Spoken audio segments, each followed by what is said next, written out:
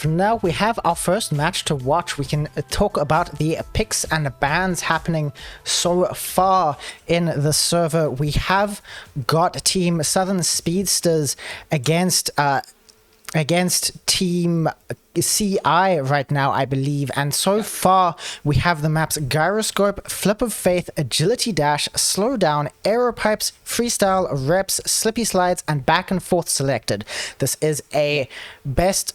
Oh, wait, no, I got that horribly wrong. I read the bans as picks. It Quantum, should be best of 7. Quantum, would you like to do a better than me on this? I do believe we are best of 7, as there are less than 8 teams taking part today. It will be a double elimination format, best of 7. I can take us over to the brackets so that everyone can see those who are involved.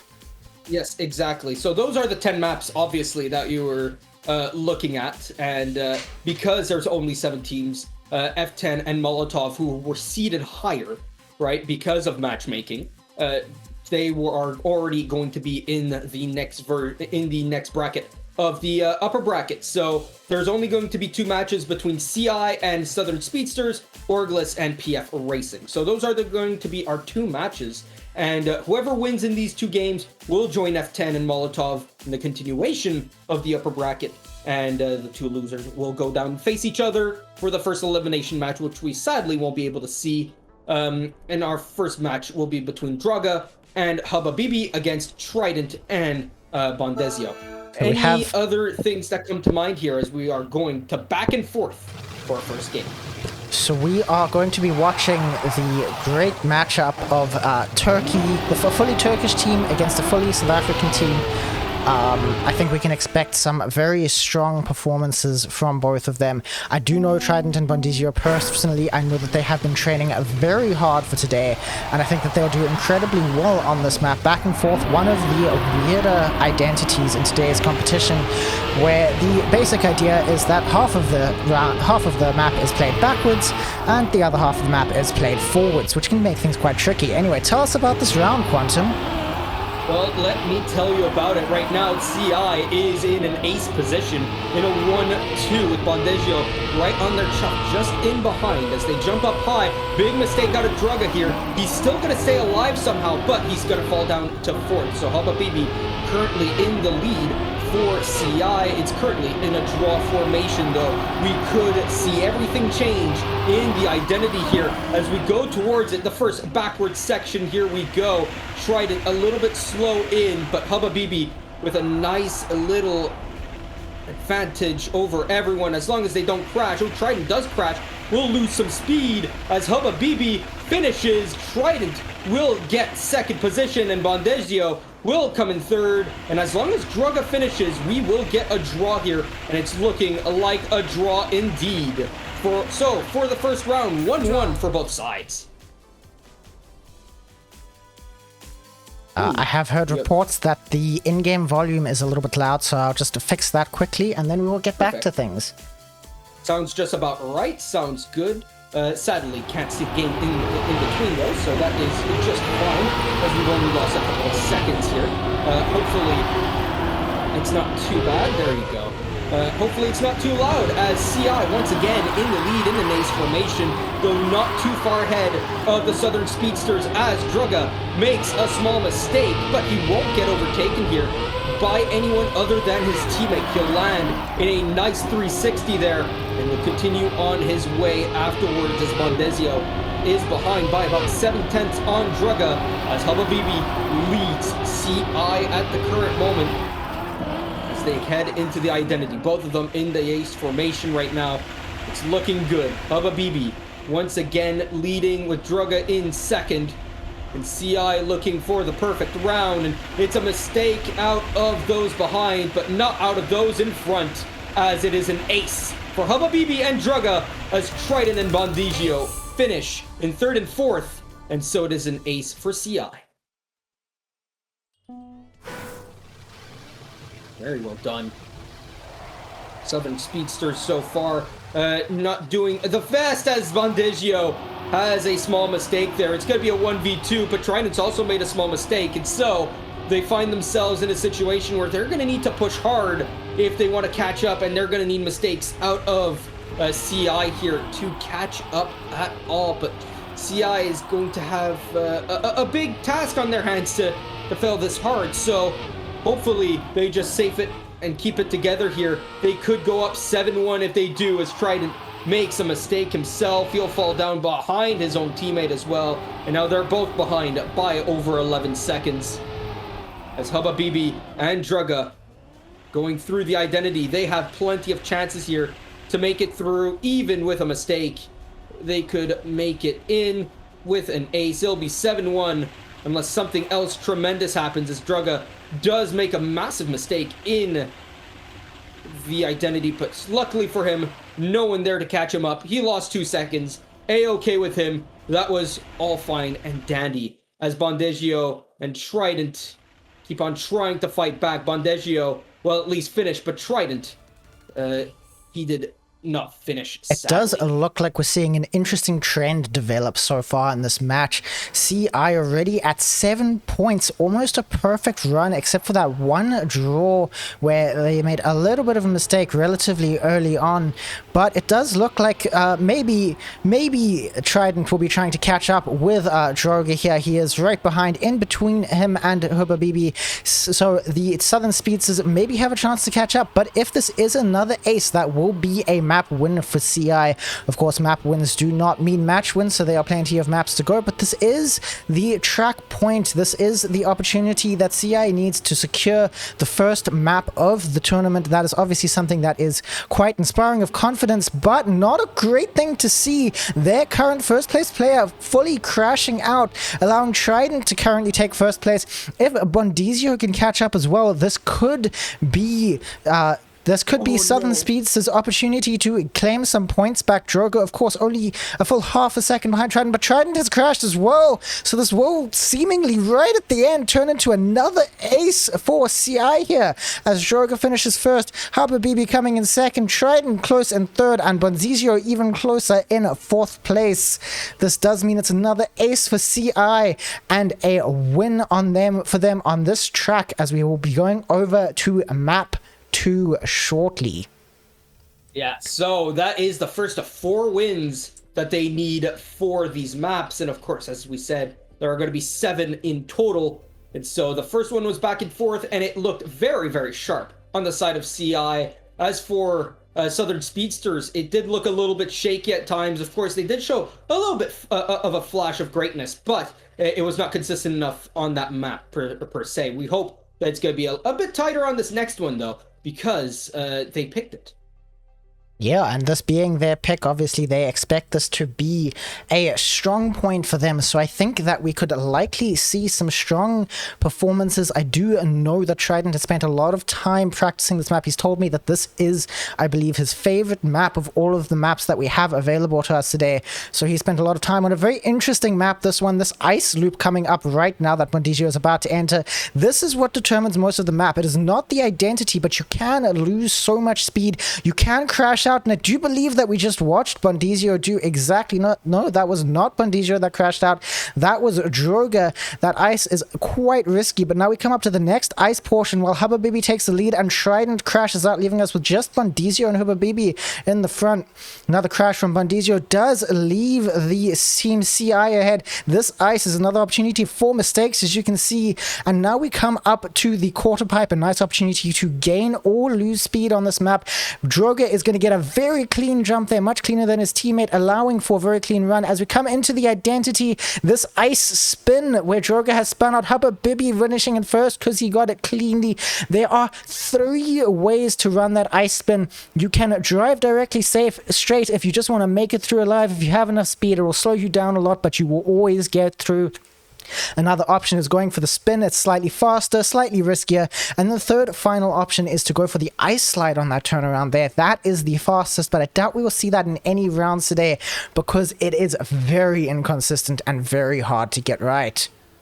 It's extremely risky as well, right? I'd only pull it off if, let's say, you're tight neck and neck, right? You are legitimately tied for the lead, and the difference is between an ace and a win, right? You're definitely going to try to go for it, or even a win and a draw. You're definitely going to try for a riskier play there, as right now it is an ace formation for CI once again, as Southern Speedsters will need to catch up on the ice here, but no mistakes out of the Turks so far. So good for them as Trident slowly catches up. So does Bondegio, as they slowly creep their way towards the identity here into the jump. It's looking good for everyone as we head onto the ice. Will there be a mistake ahead? It's looking solid for Team CI. They will ace once again. It's 6-0 in their favor, but it needs to be said that Southern Speedsters did do that identity very cleanly as well. Now they just need to set up the rest of the lap exactly the same as they did there. And it is worth noting as we head into this next round, in our other server, Auglis won their match, going 11-1. Their first map, not match, sorry, bad wording from me. So that is how things are going in the other lobby. But as we watch this lobby, we see the ice loop happening quite smoothly for pretty much everyone. No, that looked like it was perhaps Habibi who crashed out there, I think. No, it was, yeah, it was Habibi and Joga. They both fell behind. Joga not as much as Habibi, not as much as his teammate, but he is going to crash on the ice there, letting the South Africans claim a nice lead here. The Southern Speedsters are getting clean enough ice slides to stay ahead after those crashes from CI. Perhaps this will be an ace for South Africa as they come up to the dirt section, and the quarter pipe Trident getting a very clean quarter pipe there, followed by an equally clean one from Bondegio.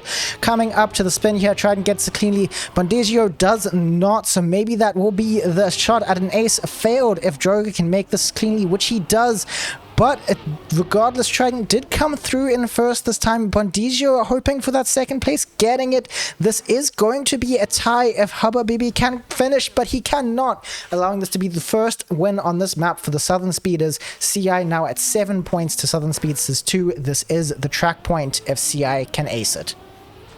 Yeah, it's gonna be a little bit rough, won't it, to try and do that, because now gaining a bit of confidence are the South Africans here, right? And as right now Habibi is in the lead, his teammate is currently in third as we go through the ice looping here. Let's see, does Habibi make a mistake? No, in fact, he's looking solid, really solid. In fact, look at the speed he brings as he even goes really wide on the turn, just with how much speed he brought. As right now Trident in second. Droga is going to try and overtake the South African here, as CI do want to ace this one to gain the win on the second map, but Trident fighting his best as the Southern Speedsters try to stay in this game, try to stay in this map, and it's looking good for Trident right now. Bondegio has fallen behind just a little bit as Trident gets a better landing. He has a little bit more speed, but who gets the best identity? Oh, it's definitely not Droga, as Trident will come through and win the round. Habibi had made a mistake, and so rather than it just being a win for CI,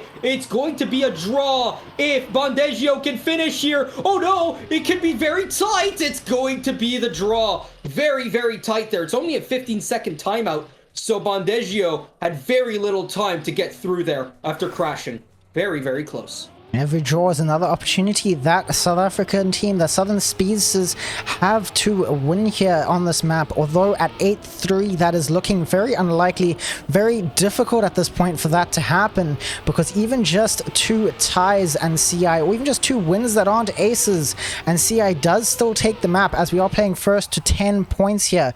But Trident is getting a very, very fast round so far, ahead of both Habibi and Droga.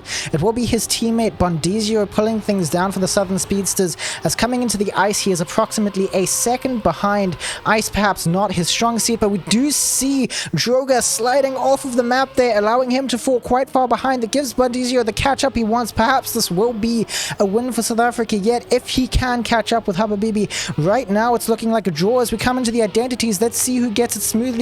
Maybe the Turks both mess it up again. Trident and Habibi both make a mistake, allowing Bondegio to come through, but he doesn't. Trident does manage to finish. Droga coming from last place back into second place. Habibi managed to get the next finish, and Bondegio is finishing last, bringing us into another draw. 9-4 on points now. The Southern Speedsters need to pull a rabbit out of their hat if they want to win this at this point. Yes, they're going to need to do something incredible, which is win 2 rounds in a row with an ace. There is no other way. Any draw, any normal win will give CI their 10th point in the second map. And so there are going to need to be 2 aces here, 2 first and second places for Trident and Bondegio. That is the only way that Southern Speedsters make it through, as that's a mistake out of one of the Turks. That is Hubba BB falling down, and so it's a fight between Drugga to keep CI's hope alive at not being aced out of this round, and Southern Speedsters wanting to ace it, but oh, that is Bondegio falling down. Drugga keeping the lead over Trident as well, and with Hubba BB now in third place, it could be all but over for the second map as well, as Trident retakes the lead. It could at least be the draw, but the draw is not going to be enough. It needs to be the ace, and it's not. That's GG's. CI take map number 2 as Bondegio fails the identity, as everyone else actually got it perfectly. And that is what you need, right? You need that clutchness from your players on your team. And that's exactly what CI did there. They did not allow Bondegio to come back into this whatsoever by doing the identity perfectly. That was a solid effort from both teams. CI won because they were the better players on that map, doing their very best, and it paid off as they get their second map win in a row. We'll now be coming over to the third map, and maybe this is a chance for Southern Speedsters to take it back, or maybe this will just be a clean sweep for CI in general.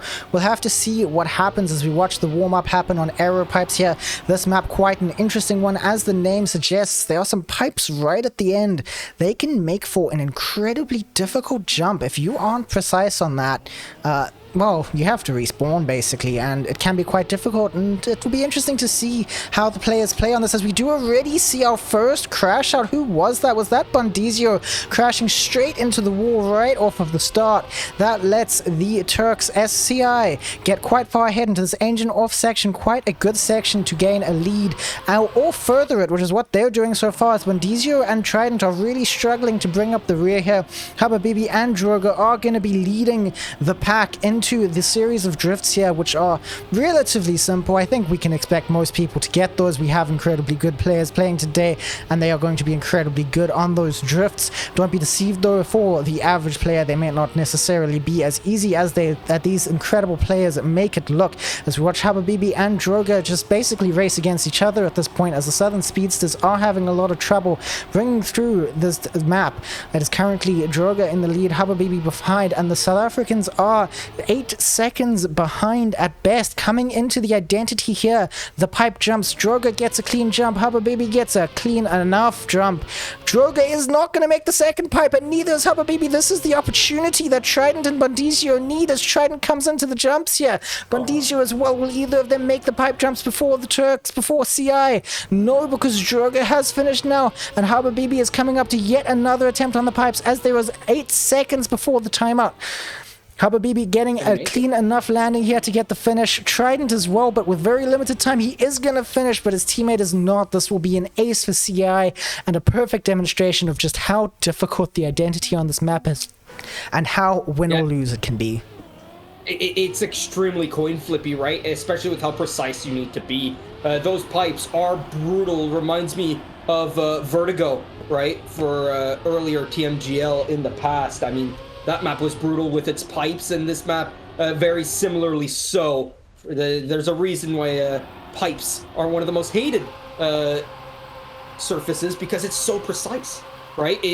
Not hated, sorry, but just overall disdained, right? Not exactly the favorite of each player. As Droga and Hubba BB in the lead here, CI currently on another ace formation. This could be the second ace on this map if they can hold it together, though Droga does see his teammate make a small mistake, as Hubba BB falls down below his teammate, but with only Trident about half a second behind, it's still not the end of the world here, as Trident tries to catch up to the Turk that's ahead of him as they head onto the engine off section and into the identity they go. The first set is good. The second seems good for Droga as well, who finishes in first place. Hubba BB, mistake from him, and so is a mistake there from Trident. Everyone needs to reset, and so Trident will get second place. Bondegio, can he get third place himself? No. And so it's going to be first place for Droga, second place for Trident, and that counts as a win for CI. Not an ace, right? But a win, as if they only gained 2 points and Southern Speedsters got 1. And that is the first point for Southern Speedsters so far on this map. They do seem to be having a lot of trouble. Interestingly enough, before the famously difficult portion of this map, perhaps this is one that they've practiced a little bit less. This is a map that requires a lot of practice, but of course with 10 maps, you can only dedicate so much time to each of them, and every player has done their best, but your best is only as good as it is, and the Southern Speedsters do seem to be having a lot of trouble here. They must be happy with their 1 point, but they would probably like a lot more than that, as CI has a 5 over them coming into this section here. We do watch that CI is in quite a significant lead over the Southern Speedsters, almost 2 seconds ahead. If we go and watch Bondizio, we can barely see Habibi in his camera. Habibi will not be looking in his rear view camera because he will not be seeing very much there behind him.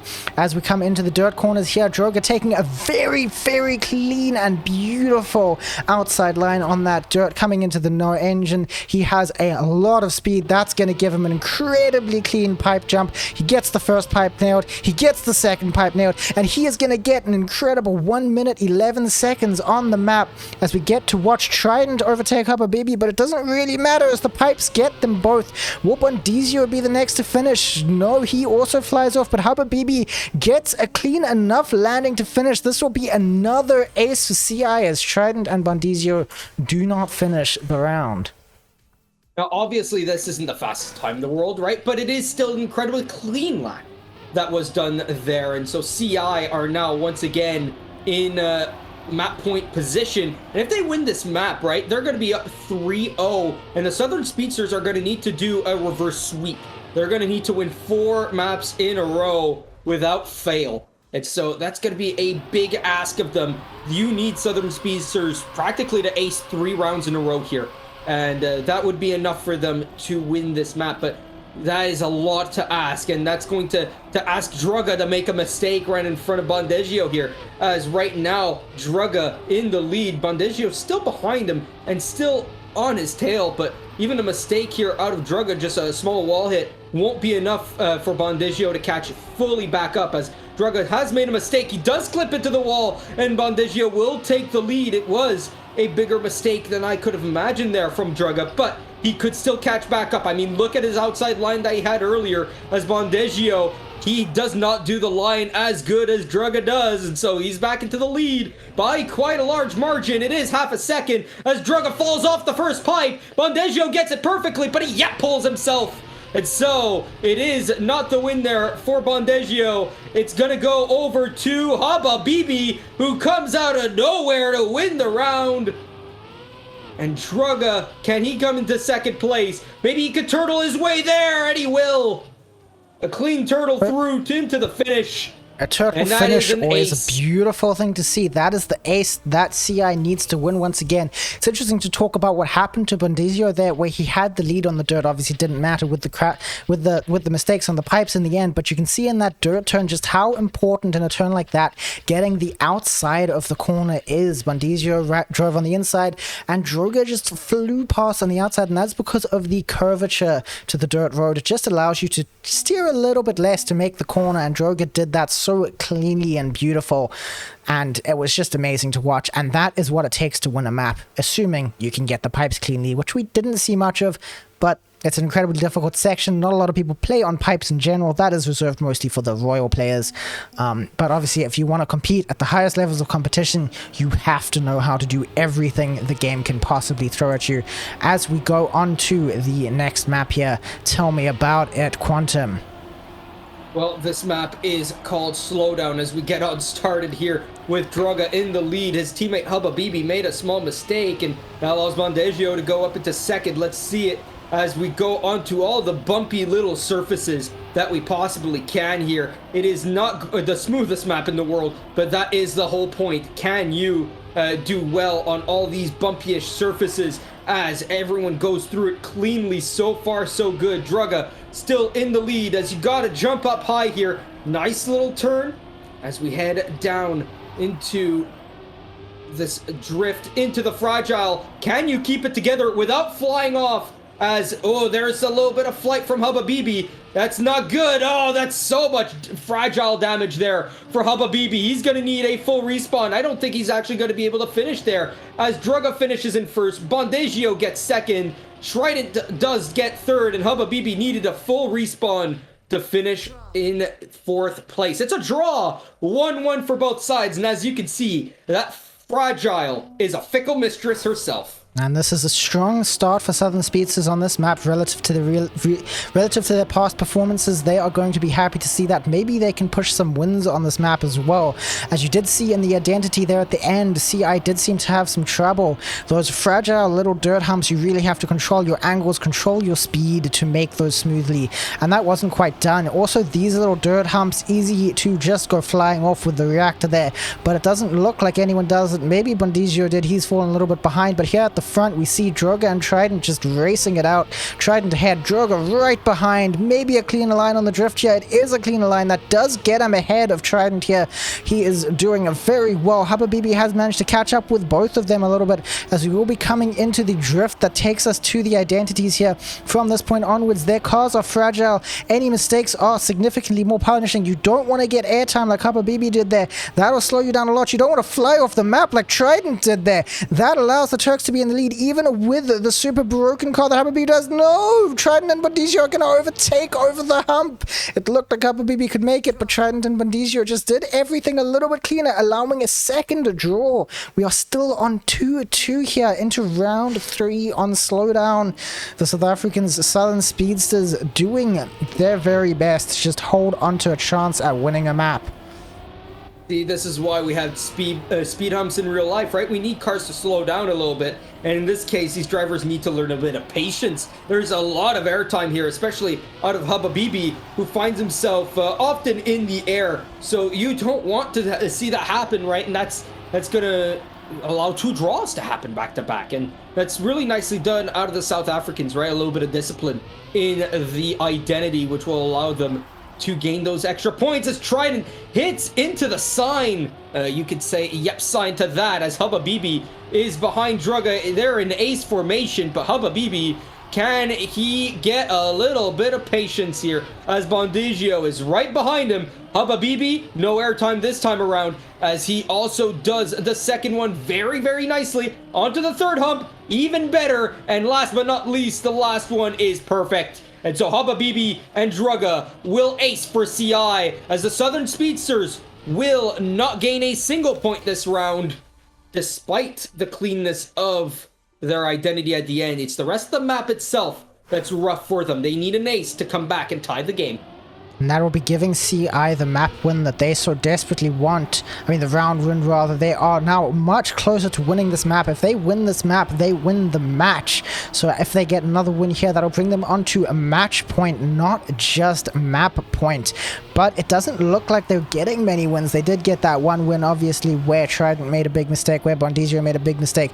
But this map, it shouldn't be about mistakes. It should ideally be about consistency, taking those humps as slowly as possible. But these players, their nerves are firing. They are competing at high levels of competition, doing their very best to just finish as fast as possible, faster than their opponents. And when you're in that position, you don't really want to slow down for a little road bump. You wanna go as fast as you can and get the times as good as you can. But obviously, if you go too fast over these bumps, you get airtime like Hubba BB just did, and that slows you down a lot. Every second in the air is a second and not spent accelerating. And aside from that, with the fragile, if your car breaks, you can't really go forwards. And that does give Drugga and Hubba BB another ace here, because they just did those humps cleaner than Bondizio and Trident did. And that's going to land them on 8 points to Southern Speedsters 2. A very familiar situation. I think this is the fourth time maybe that we're seeing this right now, bringing us to match point. Tell us about it, Quantum.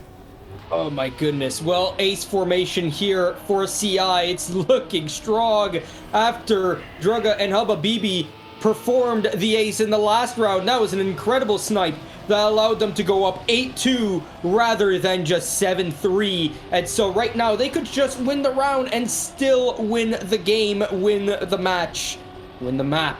As right now in ace formation, it is practically guaranteed that they'll win if they stay in this formation with an 11-2 victory. So if they can keep it together here, and just stay together. Can't lose 2.5 seconds. No airtime can be had here as Drugga does the first hump very nicely. But Habibi, a little bit of airtime, a little bit too much speed. He keeps it together for the second one. The third one, a little bit of airtime, but enough speed to get over the last hump there. And so it is an ace, and CI will send the Southern Speedsters to the lower bracket.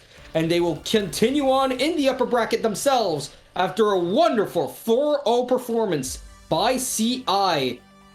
Very, very well done. Yeah, congratulations to them on the first match win of the day. A clean sweep against the Southern Speedsters, going a 4-0 in this best of 7 map. That is going to keep them in the upper brackets as we get to the next rounds, and it will put Southern Speedsters into the lower brackets. This is, of course, a double elimination, so the Southern Speedsters do fortunately have a second chance at this, a second chance to do their best, to do whatever they can to survive. How did you feel about that, Quantum? That was quite an interesting match to watch, was it not? That was pretty interesting indeed. We saw a lot of players trying their best to risk as far as they can, right? And push themselves to the absolute limit. And those limits were met, right? We saw a lot of limits reached in those 4 maps. And I think that it just shows how tough it is to stay consistent on all of these maps, despite pushing as hard as you can. We saw a lot of clean laps, but we did see a lot of broken laps as well. A lot of laps, I should say, that could have gone the other way had there just been a little bit more consistency, a little bit more practice. So for now, the Southern Speedsters down to the loser bracket, and whoever else joins down there with them will find themselves, that is PF Racing and Southern Speedsters. So PF Racing and Southern Speedsters will fight to stay alive. Whoever loses will go out in 6th place. F10 will fight against CI, and Molotov will fight against Orglis. That's a match I'm kind of interested in seeing, Molotov versus Orglis. We see Orglis also 4-0ing PF Racing, which up against Molotov, it might be a very, very close match indeed. What are your thoughts? I think that I feel like we missed an interesting match on the other end, but we also got to watch a very interesting match on our end. Both of them clean sweeps, showing that despite how good all the players are, there can be quite large skill gaps. Obviously, Southern Speedsters and PF Racing, they aren't out of it yet, but they are going to try their best to get back up, and they are off to a bad start. You don't want to lose to a clean sweep in your first match, but in the upper bracket, things will be getting a little bit more interesting in the next round. F10 versus CI, 2 very good teams against each other. I would probably favor F10 there. I don't know about you, Quantum, but CI was also, as we just saw, very formidable. And Molotov versus Orglis, I think a much closer map. Again, 2 incredibly strong teams. I do think we have seen a gap made here. Molotov and F10 are the favorites to win the highest seeding, but Orglis weren't far behind that on the seeding of this. And CI, obviously, very well-known players, very strong players as well. So they aren't anything to scoff at, you know what I mean, Quantum? Yeah, I think the Orglis versus Molotov match is going to come down to consistency, right? And as you can see here in the bracket, it's going to be really tight here because whoever wins on both sides will play against each other, and whoever loses, right, will go down, fight each other. Will fight. Who would fight who? They would, because well, I do believe if whoever loses between F10 and CI should be going against Southern Speedsters, and whoever loses between Molotov and Orglis will be against PF Racing. Of course, Southern Speedsters and PF Racing both get a bye in the next rounds that are played because there aren't enough teams to fill up the lower brackets. That is going to be quite comfortable for them. They're going to be in the happy position that F10 and Molotov were in previously.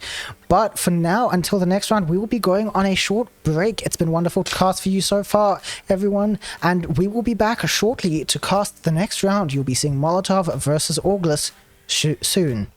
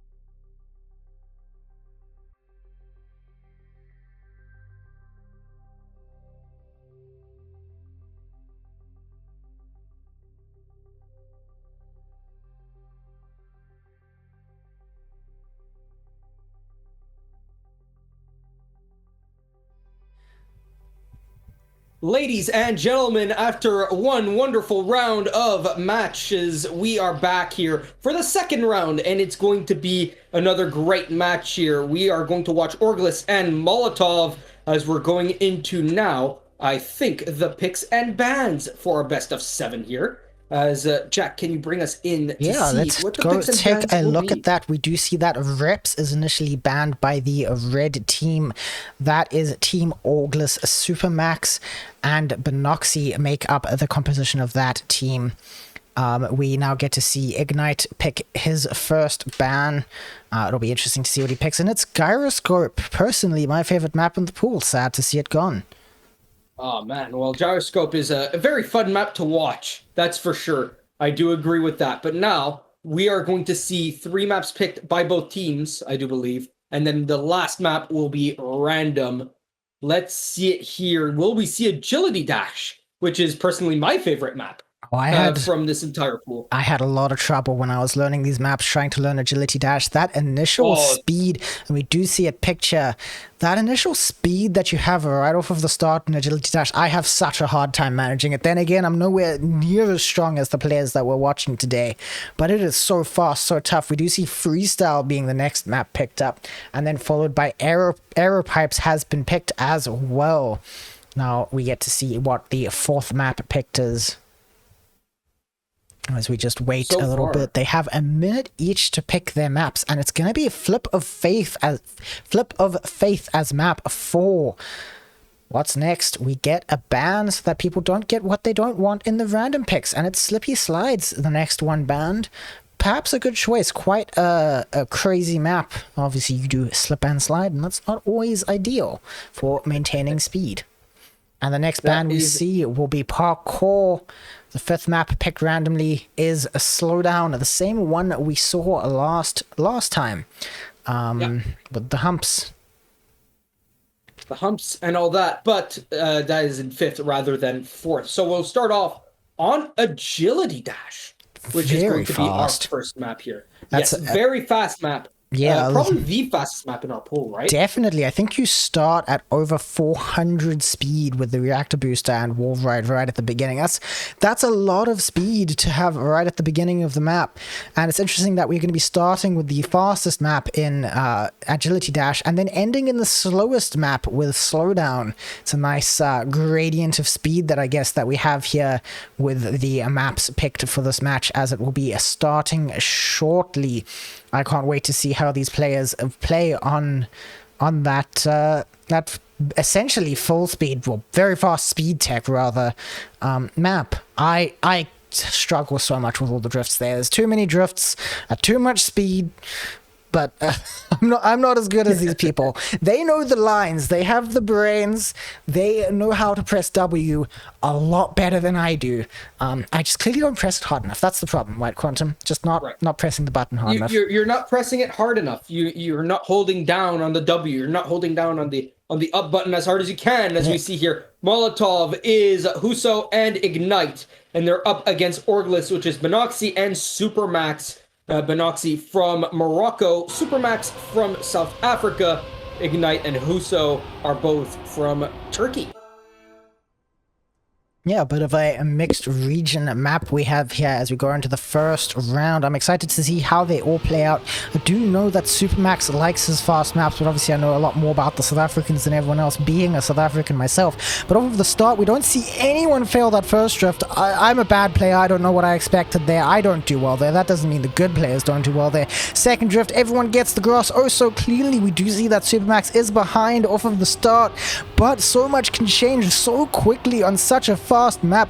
Currently, we do see Molotov strongly in the lead, but Huso is going to crash out there, giving Benoxy the chance he needs. Now he just needs to catch up with Ignite. Huso is so far behind, crashing right before checkpoint. That's the longest respawn that you can possibly see, I guess. So Ignite followed by Binoxi, followed by Supermax coming into the speed drift here, into the turnover. They're both going to try and go as fast as they can. Ignite still bringing up the lead. Binoxi is so close behind. Gonna try and just get whatever speed he can on this drift, but he does it too tight. He has to have a bit of a release there. That's a big speed loss as we come into the water, followed by another drift. Ignite's going to just try and keep that lead coming to this very tight drift here. You can lose a lot of speed, but Ignite doesn't. He keeps it all coming into the bounces here. This is where we get into the identity. These little dashes of agility, I guess, is what they're called.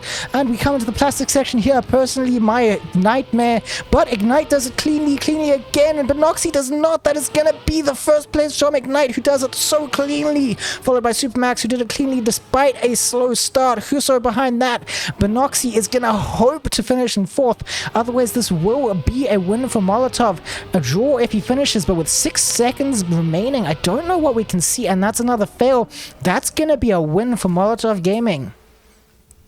Molotov Gaming getting their first lead here of the game, 2-1 in their favor after a nice little lead by Ignite the whole time. He led from start to finish, and it stayed that way the whole way through. Of course, though, we're going to need to see a little bit of consistency here out of Team Orglis. They are going to need to get themselves organized if they want to get into this one and stay with the Molotov, right? They need to sustain the heat here as Ignite is in the lead. Binoxi in second as Supermax will overtake his teammate, and it looks like Binoxi actually could not land that one, and so Huso will overtake him, and Binoxi's really far behind now as Supermax is getting hunted down by the second Turk here. Huso is right on his tail as we end up here on the full speed section into the turn.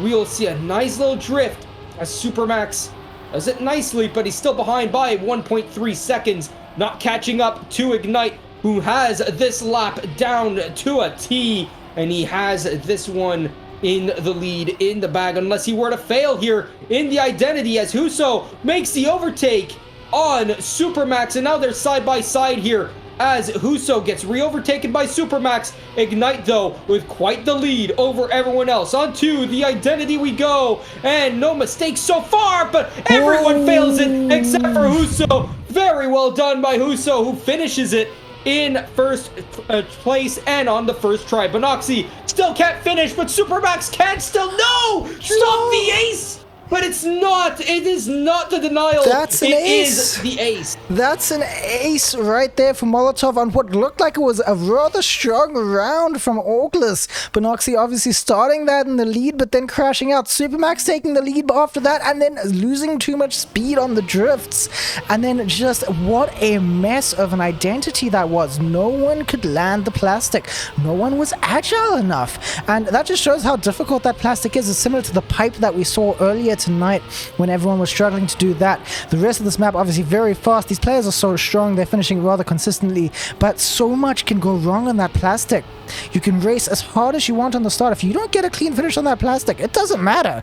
I mean, it does matter if everyone gets a clean finish, which can happen with players as strong as these, but you never know what could happen. Currently, we do see that Molotov is taking a strong lead in this round. Supermax is close-ish behind, so maybe he can force a draw, or at least not an ace, but he has to land everything perfectly smoothly. Binoxi is going to get such a good speed slide on that turnover. It gets him so much more speed than everyone else, but it's not enough to catch up with anyone other than his teammate Supermax, who seems to struggle with these drifts here. This is going to be a solid lead continued for Huso and Ignite. Coming into the somewhat tighter drift here, they're again going to get it cleanly. Coming to the slowdown drift here, Binoxi's going to get that cleaner than his teammate, allowing for a catch-up, but neither of them is going to catch up with a team of Molotov as there's a lot of air from Binoxi there. Now we come onto the plastic. Let's watch the Turks as we see if they make any mistakes on the plastic. So far, the teammates are driving so cleanly next to each other, and they are almost both going to get a perfect finish. Huso does not. That allows Supermax to catch up, removing their potential for an ace and actually turning this into a draw as Binoxi caught up too. Huso's mistake, one small little bounce of the plastic, was enough to turn an ace into a draw. That's how close these teammates are, and that's how big mistakes on that plastic is. Yeah, and I can't imagine the future games as well, right? When these players get more and more experience with these maps, just how much closer these will be, and how much more painful it'll be when you do make a mistake like that, right? Because it is such an innocent mistake to do, right? Of course, it is the identity. It is so hard to stay fast, as well as away from any potential bounces that you might do on the agility dash identity. So it's really, really tough to keep it together here. But both Molotov Gaming players here find themselves in a situation where they could ace again and again, and they've just failed twice in a row to secure aces. And so let's see here if they will fail for the third time in a row here as Benoxy catches up to Huso. The nice little drift of his own. He's only behind by a tenth. In fact, he's right now side by side as he gets more speed out of his drift, which went a bit wider than Huso's, as Ignite stays in a big lead, and oh, he went too wide, and so Benoxy takes it, but not for too long, as Huso will go for the overtake. Ignite still behind. Let's see if he can catch up to the other two that are ahead of him on this identity, as Ignite tries to catch up to Benoxy. Benoxy fails. The identity flips over all over the place, and in fact it goes from just a normal win to an ace for Molotov, and all they need now is a draw, a win, or another ace to move on to map number 2. In fact, even if August wins this next round, that will still be track point and the map win that Molotov wants. August has to ace multiple times in a row to not give this to Molotov. At this point, Molotov has basically won short of a miracle, and it shows in how strong they are. Sure, they may struggle with the plastic, but keeping the lead all the way through, it really does count for something if the identity is done cleanly enough, which it really was by Huso and Ignite there. Of course, the identities of these maps are, much like your identity, very important to them and where most things are decided, but obviously if you crash out like Huso just did, it's not great. You're not really going to love that going into the identity. You might get less shots at the identity than your opponent does. It might matter a little bit more if you don't do it perfectly.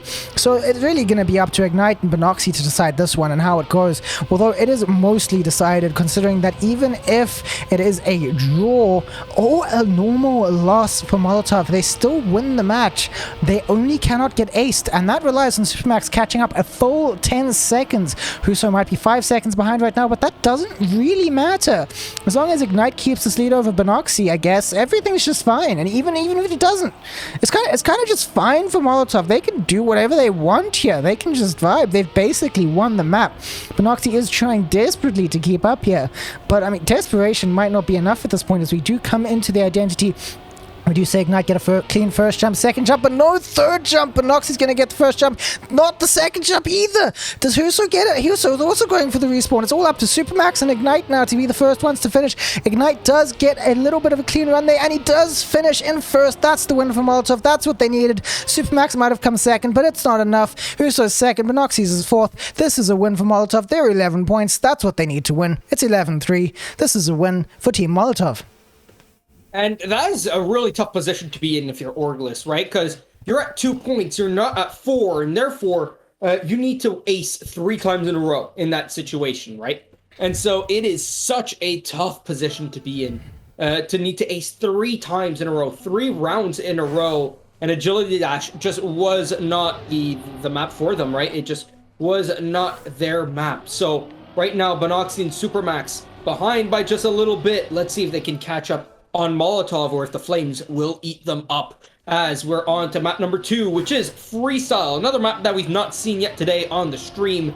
Let's see what this one brings for us here. Off of the start, it's looking very strong here, actually, for Supermax and Benoxy, but they're going inside as Ignite and Huso go on the outside. Molotov slightly behind at this point of the game, but they can easily catch up here with a small mistake from the side of Orgless, or perhaps a cleaner, better line from them, as we see the nice little jumps here as Benoxy stays together here, and Huso and Ignite stay side by side. Everyone's actually relatively close with each other here, as no one's made a mistake just yet. It's very close between everyone as Benoxy keeps himself in the lead as we head off into this nice little dirt turn up into the uphill off of the jump here, and both Molotov players go for the overtake. They're still not fully ahead of Benoxy, though more inside here as we go into the jump. Can Benoxy get it perfectly? No, he can't. He falls down, and so does Supermax. And so Huso and Ignite will 1-2 as slowly as Huso does it. It is still second place for him, and so this went from a potential loss here for Molotov into the ace. Yeah, that was quite a stylish finish there for Huso, cleaning up the ace there. He couldn't really have known what Supermax and Benoxy could have done, so I guess the backwards driving must have been the fastest option. This map, as you can see, is another one where things kind of come up to the end, but there are other places where you can make mistakes, where you can lose a lot of speed, and that wall ride, as difficult as it was made to look there, is not necessarily quite that difficult, but it is still a spot where mistakes can be made. We do see a weird slowdown from Benoxy there. It looks like he might have just forgotten to press forward for a moment because it didn't look like he hit anything. Supermax making a mistake in the same place he did last time. Huso making a mistake on the free steer there. In that area where you have no steering, your line is crucial. There are better and worse lines there, and your setup just determines all of that. We come to this quarter pipe here. This is another crucial section of this map. The higher you ride it, the less speed you have, so you want to keep it as low as possible, but there is of course the checkpoint, so if you ride too low, you're not going to make the checkpoint, and that's not going to be great. So that's another spot where a lot can be gained and lost, but all the players are playing it relatively safe here because they know that all they need to do there is not crash, and they're all doing that really well. We come into the wall ride here. That is going to be a respawn from Huso, allowing Benoxo to be in the lead, but he once again doesn't make the jump. His teammate Supermax does. Supermax gets the first place. Benoxy gets it again, but Huso just had more speed, allowing Huso to come in second, Benoxy third, and Ignite finishes in a fourth. This is a win for Auglis, but still a point for Molotov because while that was almost an ace, Huso just had more speed off the jump. More speed, more better. He got the first win. The first finish, rather. Exactly. Very, very strong there out of Orglis, but that was a different round than the first one, right? The first round was very strong up until the identity, and then the second round was very wishy-washy up until the identity, where everyone did it nicely except for Benoxy. So at this point, it's going to come down to consistency, right? It's going to come down to who can get this as perfectly as possible. Here we see a practically perfect round out of everyone, only separated by 3/10 here are all 4 players. And so let's see here as Ignite brings up the rear here. He's going to overtake his own teammate who crashed. That's a big crash out of Huso. And so right now it's all down to Ignite to at least get second place, to not get aced, as right now it's looking good for Benoxy and his teammate Supermax, as they're both 1-2, but the overtake happens here for Ignite, and Supermax gets overtaken. Ignite with a perfect 360, more speed, goes from third to first, as both Orglis members make mistakes in the identity. Benoxy gets second, but Supermax gets last, allowing Huso back in, and guess what? Somehow, it goes from a potential loss for Molotov to a win for them. It's 6-3 as we get confirmation on the other side of the bracket that F10 have won the first map 12-0 against CI. That's a very clean win that F10 had there. That just shows how skilled they are. They are, of course, the favorites to win today, and they're really showing that with consistent, clean maps. Here, things are a little bit less clean. Things are a little bit more thought out, as Auglis has been doing really, really well on this map. I do believe this was their pick, so that does make a certain amount of sense. Perfect freewheels there from all of them. And coming into this quarter pipe, we did see 2 mistakes here last map, but I think everyone's going to be a little bit more careful after that than they are. You do see that caution costs Ignite quite a bit of speed. Huso also took that a bit too cautiously, but on the dirt, Ignite's getting a little bit of catch up here. Benoxy and Supermax do still have the lead, but we're coming into the identity. This is where Benoxy has not made it cleanly once yet, and Supermax last time had to go for a full respawn. Speaking of Supermax, he lost too much speed there. So did Benoxy. This allows Ignite to come in first here. Benoxy's going to finish so close behind that, but not close enough. Supermax in third. No, not Supermax in third. Supermax failing. Supermax making it this time. Huso's finished though, so this is going to be a win for Molotov. This identity is hard to follow. Everything looks a little bit too similar sometimes. It's hard to tell a respawn from a finish, but that is going to be a win for Molotov because they just got the better identity, which seems to be what this map's coming down to so far. 4 wins in a row here for Molotov. It's looking good and good and good. Another win would win them the map. An ace would win them the map, and a draw would get them 1 point away. And so if you're Orglis here, you'd like 2 aces in a row, but right now it is a Molotov ace. You want it to be the other way around if you're Supermax and Binoxi. So Orglis here will need to play a little bit of catch up, as Supermax still are hot in their tails. But the Molotov team right now are blazing through. Let's see if they can keep it together or if they'll make mistakes as they jump off the quarter pipe here. They still keep the lead over Supermax. Binoxi holding up the rear here. He is behind by over a second, so there's going to need to be a big mistake here out of both Huso and Ignite if Binoxi wants to overtake them as we head into the identity right now. It's still a 1-2 in favor of Molotov. Can they ace? Can they do it? Supermax makes it through. Binoxi makes it through, and they turned this into a draw. Huso made it through and won the round, but Ignite was the only one who failed, and Binoxi and Supermax finally get through cleanly, giving us a draw. But now Molotov are in a situation where no matter what happens, unless they get aced twice in a row, they will win this map. So right now, Orglis, their only goal is to ace, and only ace. Yeah, they must be sweating right now, Supermax and Binoxi, not having the time of their lives right here. 2 aces in a row, their only opportunity to win this map. Getting themselves the draw did win them that opportunity. It was looking maybe a little bit more dubious if that had been an ace for Molotov, but so far they are really trying their best in Orglis here, but it is probably going to come up to the identity again, as it did last time. Supermax not getting a good line into the half quarter pipe here, but he does make it cleanly enough. His teammate is going to come out of that in the lead. He's going to come out of that in second, coming through the dirt. Supermax has such a clean corner, so much speed, but with a little bit more speed is Huso just right behind. Not enough speed to keep up though, because Supermax did get a cleaner landing, but this is where things matter. Who's going to fail? Who's going to make it? Supermax goes for the early corner. It pays off. He gets the first place. Ignite gets a crash, but so does Binoxi. That does mean that Ignite is going to finish. That does mean that this can't be an ace. That does mean that this is the track point for Molotov. They do win this map. They take map number 2. This is now a 2-0 for them as we go through to the third map. Orglis, they really got close there. 3 points only between them and Molotov, but that wasn't enough to win. You need to be positive points. You need more points than your opponent to win, obviously, as we all know. So yeah, that's not really where Orglis want to be, but this is very much where Molotov want to be. They haven't been winning cleanly, but they have been winning, and that is all that matters, because close only counts in horseshoes and hand grenades.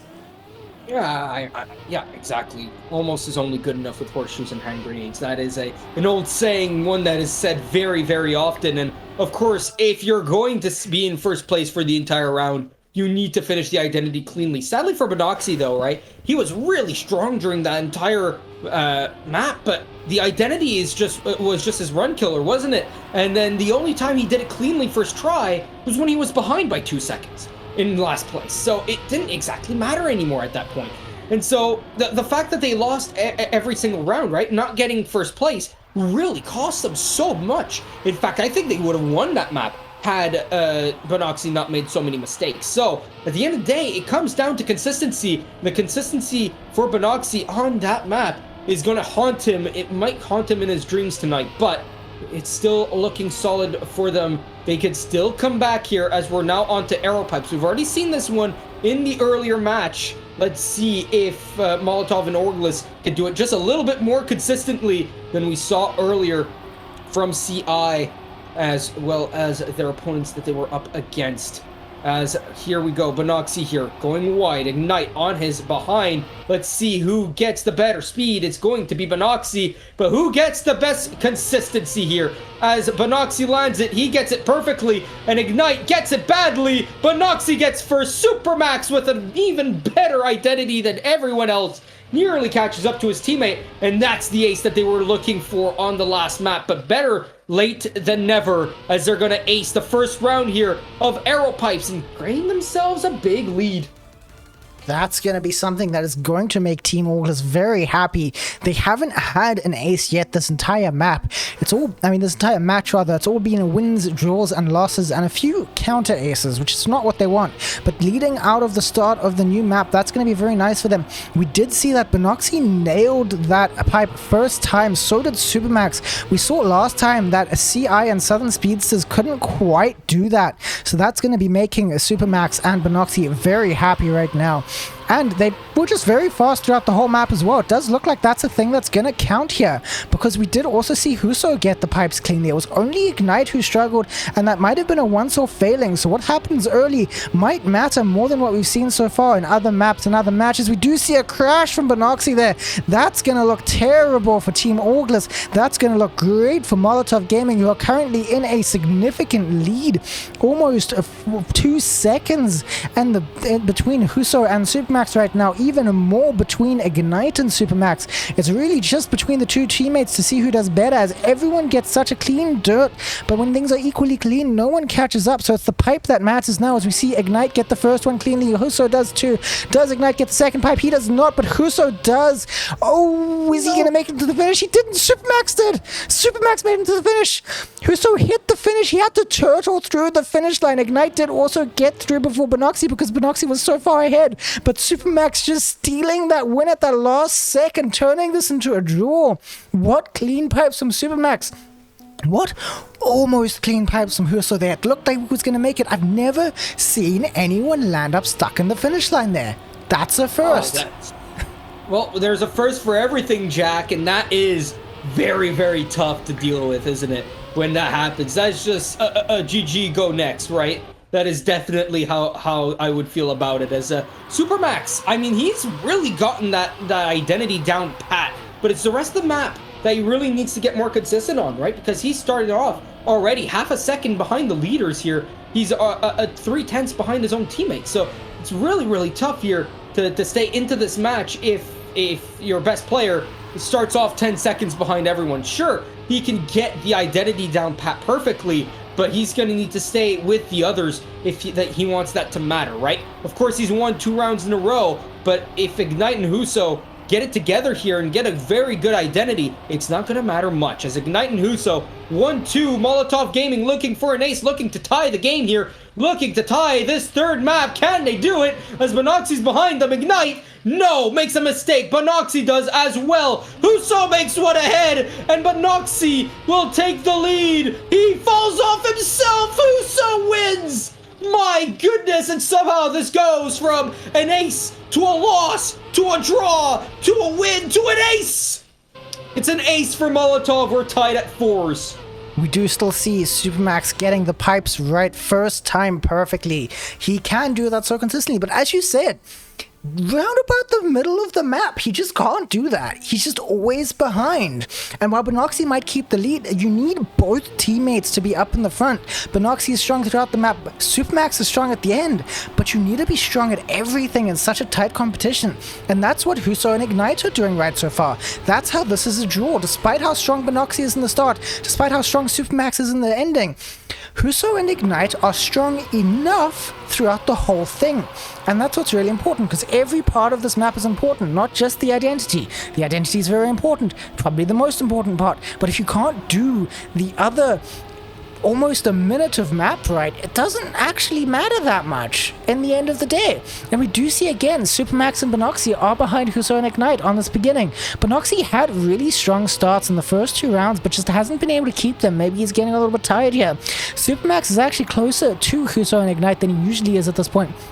But we just do still see them leading, coming into this dirt section, getting very close to the identity here. Everyone almost took identical lines there, so they all basically have the same speed in this no engine. Ignite, Huso going for the jump. Ignite fails it. Huso makes it. Supermax makes it. Huso makes it. Supermax makes it. This is going to be Huso win. Supermax second. Ignite is hoping for the 3rd place as he comes into the jumps again. He fails them once again. It is Benoxy now playing for 3rd place, and he is going to get that. That makes this a draw. If Ignite can finish, but with only 4 seconds remaining, another failed pipe. Ooh. I do believe that this, is still a draw. I thought that was going to be a win for August. I forgot my systems. My bad. But that makes us 5-5, the closest map we've seen today. Sheesh. That was, this one's a really close map. If there's an ace that happens, though, that's GG no re pretty much, right? That is really tough to come back here. If someone aces this round, it's going to be 8-5. And so you just want another draw or another win, right? You do not want to see an ace for either team at this point, because or else this is going to go all out of whack for them as Ignite and Huso. Ooh, they are looking strong here. They are looking like they want to put this one away. They want that ace. They want to go up 3-0, but there's still 5 more points left for them to score on this map if they want that to happen. Supermax and Bonoxy are behind, and Bonoxy's behind by 2 seconds on Ignite, as Huso is just behind his teammate Supermax, about 8/10 behind Huso here. Can he at least catch up for second place? That would be so crucial. In fact, he might even get first place here if his identity is pinpoint perfect precision, as he's behind him by a whole second. Can he get it done here? Both of them on the attack. Molotov, can they ace? The first pipe is perfect, and Molotov seems to have it down pat, as Ignite might have lost the first. Oh, he lost the pipe. No! And Supermax and Bonoxy get it through. Is that? And another mistake acts as our draw. This goes from an ace to a draw. That is so heart-wrenching for Molotov, and it's rough as well for them, because now it's 6-6, and now any ace is crucial. If we get another draw, well then it's match point for both. It's map point for both teams. It has been so many draws at this point. This is wild. It's crazy to see how strong they both are compared to each other. Obviously, we have consistently seen Molotov is stronger on the main map, and Auglis is just stronger on the pipes, and every time that's landing us with a draw. It's just been draw after draw after draw, and we're seeing the same situation again as Bonoxy is trailing behind Huso and Ignite, not managing to keep it up, being half a second behind, a full second behind Ignite rather. Huso's right behind his teammate. He doesn't mind. Everything's fine there. Bonoxy's trying desperately to catch up with Huso, but he just can't. This is more speed than he's had so far across most things, but we're going to come into the identity soon, and that's where things change. We do see that Bonoxy does lose so much speed in the dirt there, just with a slightly bad line, too much steer, and that is going to give Huso the stronger engine off, but everything just comes down to the jumps. Here we see Ignite gets the first jump cleanly, Huso gets the first jump cleanly, Ignite gets the second jump cleanly, Huso gets the second jump cleanly. This is going to be our first ace of the map. It is going to be Ignite and Huso acing. Bonoxy and Supermax might have gotten the pipes clean, but they didn't get the rest of the map. That dirt, it messed them both up. They lost too much speed, and while they might have got the pipes good enough, overall, not good enough. You got to get the rest of the map good, because there are going to be those times when Molotov is going to get the pipes cleanly, and that is really, really going to hurt Auglis. That's really going to hurt them so much, and this is why you don't practice on just the identities. You've got to practice the whole maps, because you might look at this and be like, oh, that's simple tech. I've seen all of this before. If you don't do it right, if you don't know this map's simple tech, it's still going to be punishing at such high levels of competition. The identity might be the crazy wild part that you haven't seen before, and you want to make sure you get right, but like, if you don't get the rest of the map right, so what? Man, so what indeed? Right now, Auglis needs an ace to tie it 9-9, but right now it is Ignite in the lead, and Huso going for the overtake. No, he'll crash out, and so that's one part of the ace needed here from Auglis to stay alive. Any draw will allow Molotov to win their third map here. That ace was so crucial for that reason, because now any point will make them win. Ignite, if he stays in first or second, will be more than enough for them to go up 3-0. Can he keep it together here? It's all down to Ignite as we go down to the identity. He gets the first jump cleanly. Supermax on his tail. It's not enough. Ignite wins the round, wins the game, and the match for wins the map. Sorry, not the match, not the game. Not yet, not yet. I'm getting ahead of myself. It's 3-0. It's not 4-0 just yet.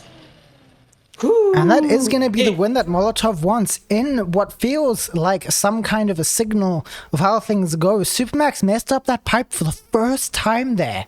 If he had gotten that pipe, maybe they were in with a chance. If they had gotten one more draw, maybe they were in with a chance. Maybe this could have gone to a tiebreaker. But no, that little mistake on the pipe, that hurts so much. That map was so close.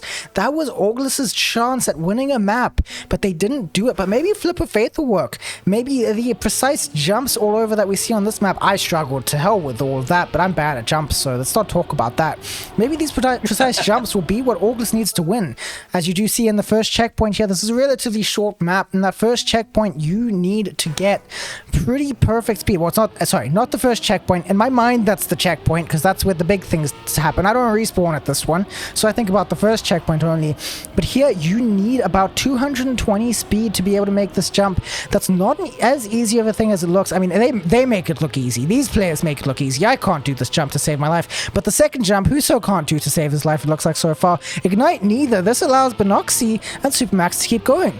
And this is what we've been seeing again on another map. Supermax and Binoxi can finish things first try. They might not finish them as fast as Huso and Ignite, but August just gets it first try. Molotov gets it second try, and tries cost time. So, I mean, this is what Supermax and Binoxi want to be seeing. Another ace, another happy time, another chance at winning a map. Because obviously if Molotov wins this map, they win the match. And I don't think August is going to be very happy with that. They're a strong contender. They don't want to be going through to the lower brackets. We do see that Binoxi is going to go for the jump to the finish here. Gets through the final checkpoint nice and cleanly. Now he goes over the pipes, and he does get the first place finish, followed super closely by Supermax. Can Huso and Ignite even get the finish here? I mean, it doesn't matter. August have gotten the ace, but can Molotov even get the finish at this point? They do get that jump finish at the same time. Perfect synchronization from the teammates, but it's not enough. Binoxi and Supermax had already finished because they got everything first try, and that's what Molotov maybe needs to get right, especially on a map with as many failure points as this one. One mistake isn't too bad. 3? No way. Yeah, really rough. And you know, the worst part is that Orglis is looking for a reverse sweep, right? They need to win 4 maps in a row.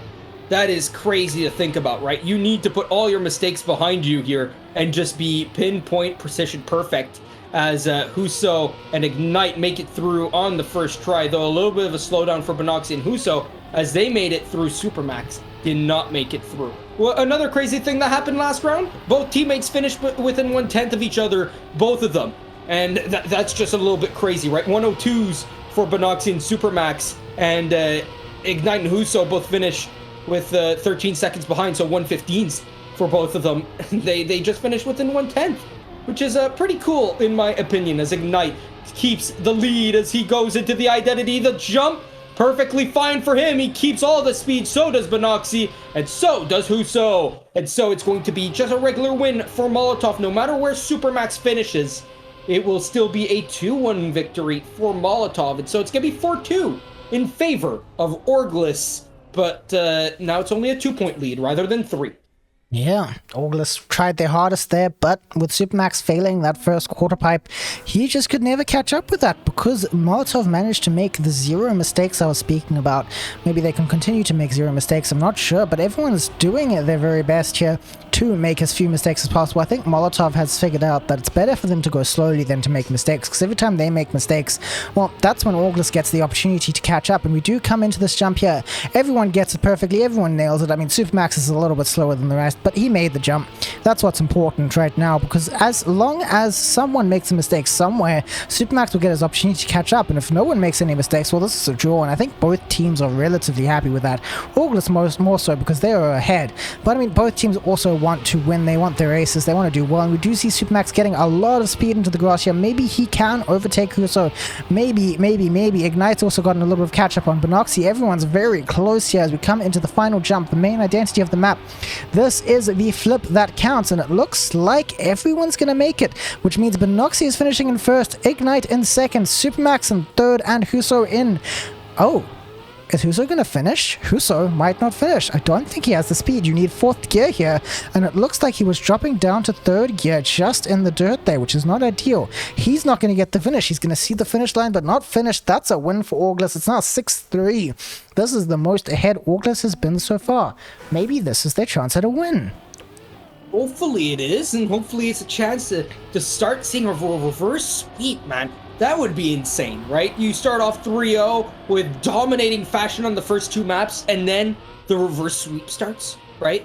How devastating would that be for the Molotov team here. As that's a mistake out of Ignite. He's going to need to respawn. No one else seems to have made... actually, 2 mistakes. 1 from each team. Supermax as well has not done it perfectly fine. So Ignite, even though he's in last, he's not last by... Well, he's in last by 3 seconds, which is a lot. Yeah, there's going to be a lot of catching up that needs to be done here. As Benoxy in the lead by over 1 second. Let's go on him and see what he's up to, because if he makes a mistake, then suddenly it's all about Huso, right? And so right now, a 1-3 in favor of Orglis will get them up into an 8-4 situation, which they surely would love to see. As Benoxy lands it perfectly, gets right into the checkpoint right away, and will finish the map with a 1 minute flat.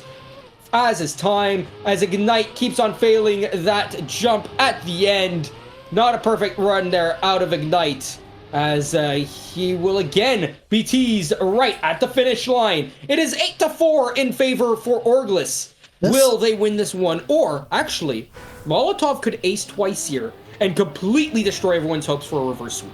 Yeah, this is Orglis' first chance at a track point. Not as close as Molotov's track points have been so far, but it's still a nice, comfortable position to be in. All they need is a win. They don't even need an ace, and they've been getting that pretty consistently on this map. Sure, they did have 1 ace, but mostly it's just been win after win after win, and that's quite fun for them. We do see that Benoxy did fail the jump there, so that is going to be a nice chance for Molotov to catch up. They only have to race against Supermax here. Ignite getting a lot of airtime there. That's going to be a speed loss, but less of a speed loss than what Supermax got. And now, Molotov, they're in position for an ace. I mean, it is all going to come up to the final jump. That's what happens every time. Huso and Ignite, not as consistent as Supermax is on it. Supermax has, of course, messed it up before. But we do see in the fast section, that's a crash from Huso there. Well, now Supermax can get his win. He can get what he needs. Huso doesn't fall quite as far behind as Benoxy did, but, I mean, it's still not a great position to be in. If he doesn't ace the finish here, Supermax getting ahead of Ignite just with a little bit less airtime there. That's going to be a win for him. That's going to be second for Ignite. Now it comes up to whether Huso can finish, and he doesn't. Benoxy does. That's the map for Orglis.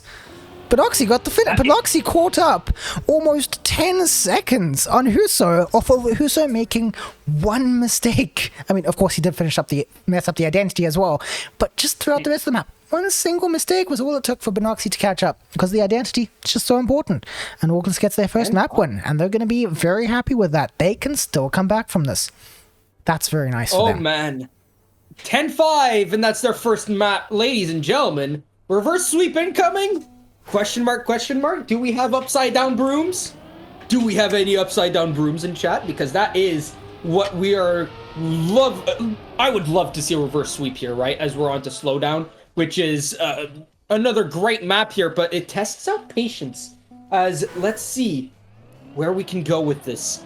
Let's see if Molotov can put this one to bed before it starts getting too scary, or if the monster that is Orglis has just been awakened by Molotov here. Yeah, as right now, it looks really solid for Orglis, as they have the momentum at this point, right? Molotov, I do hope that we see a good match here, but the match has already started. Molotov has already had 3 map wins. It's time for Orglis to come in and fight, right? It's time for Orglis to come in and try to do the same thing back to them. We can go to map 7. It would be so scary, as right now Benoxy in the lead. It gets overtaken by Uso and Ignite. Let's see if it can stay that way, as right now ace formation here for Molotov into the identity. Is it looking good? It is. It's looking even better with the mistake out of Benoxy. Ignite and Huso, no airtime for either, as they will ace this first round with a perfect round from both of them. 58s for both, 59 for Supermax, and a 1 minute flat for Benoxy, as they get aced on the first round, and that is a statement from Molotov. It is beautiful to see that slowdown done perfectly in rounds. I can't imagine anyone could have done that better than Huso and Benoxy did there. Both were more or less pixel perfect. How beautiful that was. And they're going to want to keep that up. If Molotov does win this map, they do win the match, not just the map. I mean, I don't know how many times you've held a broom upside down, but reverse sweeps are not easy. Whether you're trying to brush with the handle of the broom that's not quite big enough, or if you're trying to sweep a roof, you can fall off your balance. But if August can do a perfect balancing act here, they might get the reverse sweep that they need. You never know what might happen. So far, we're seeing potentially a second ace for Molotov. Benoxy might be right behind. Supermax might be not too far behind that. But Huso and Ignite are just kind of vibing, just doing what they do good on this map. I mean, the thing is, on this map, the identity can't be crashed necessarily. I mean, it can here, where Benoxy just did it, but it can't fully be crashed as badly as the others could. And that gives Huso and Ignite they need, because as long as they don't go flying off the map, they're fast. And that's why they love this map. And they are getting a second ace in a row. This might be a clean sweep.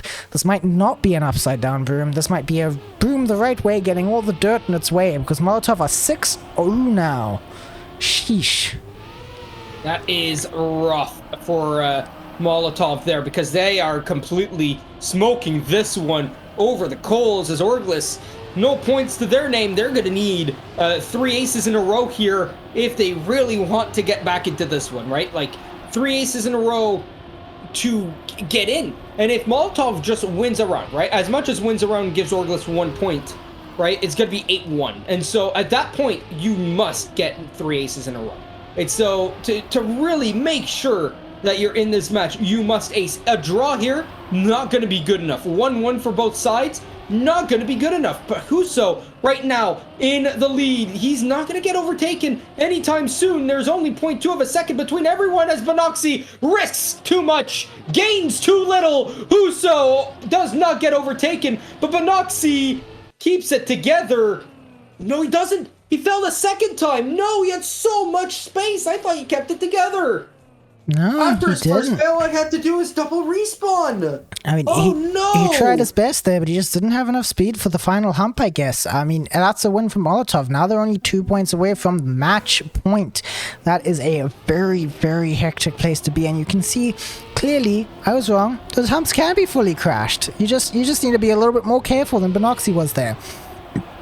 I mean, throughout this map, we are just seeing Huso and Ignite. They're driving so fast.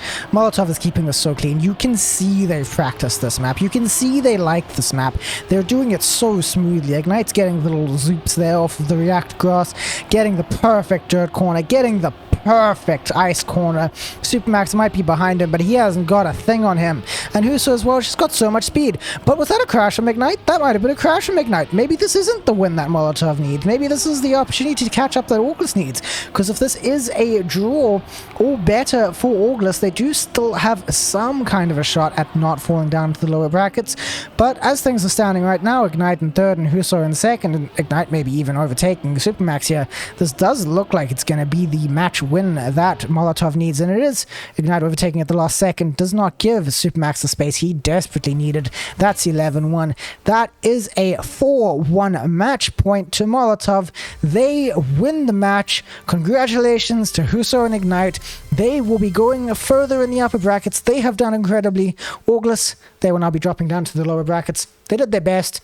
They did not win, but they did their best. How'd you feel about that, Quantum? How was that in your opinion? I felt really good about that. I felt really solid. Orglis really brought us a nice little match here in the second half, right? The first 2 maps really went the way of our wonderful friends over at Molotov, but Orglis really brought it back. Map number 3 was close, but they just could not get the win. Map number 4, they definitely got that win, and it brought a little bit of a scare, and then Molotov just kicked into high gear, got themselves to win very, very convincingly so.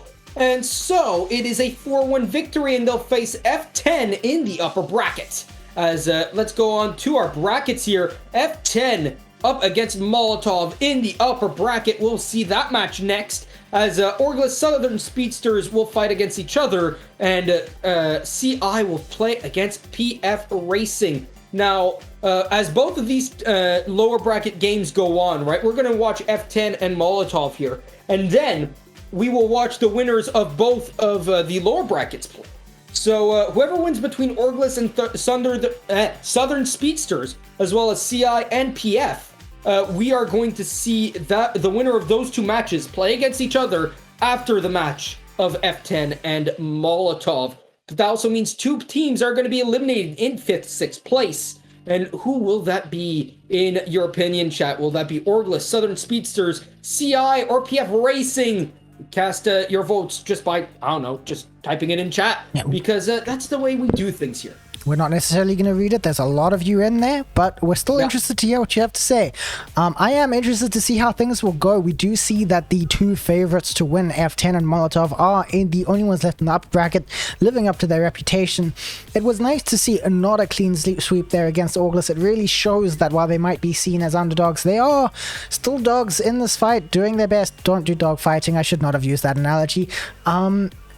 I'm interested very much to see how things go in the lower bracket. I do think we could see CI and Orglis coming out on top. They have shown themselves to be very strong compared to their competitors. But, I mean, F10, Molotov, they're the favorites.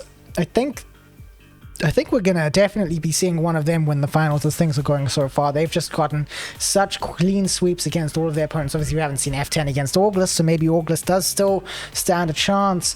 But, I mean, a clean sweep from F10. Clean sweep from Molotov in their first round, but not against Orglis.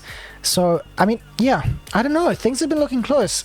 I don't know who to expect to do better here. I mean, F10's been doing incredibly, so maybe I think this is looking like their competition so far.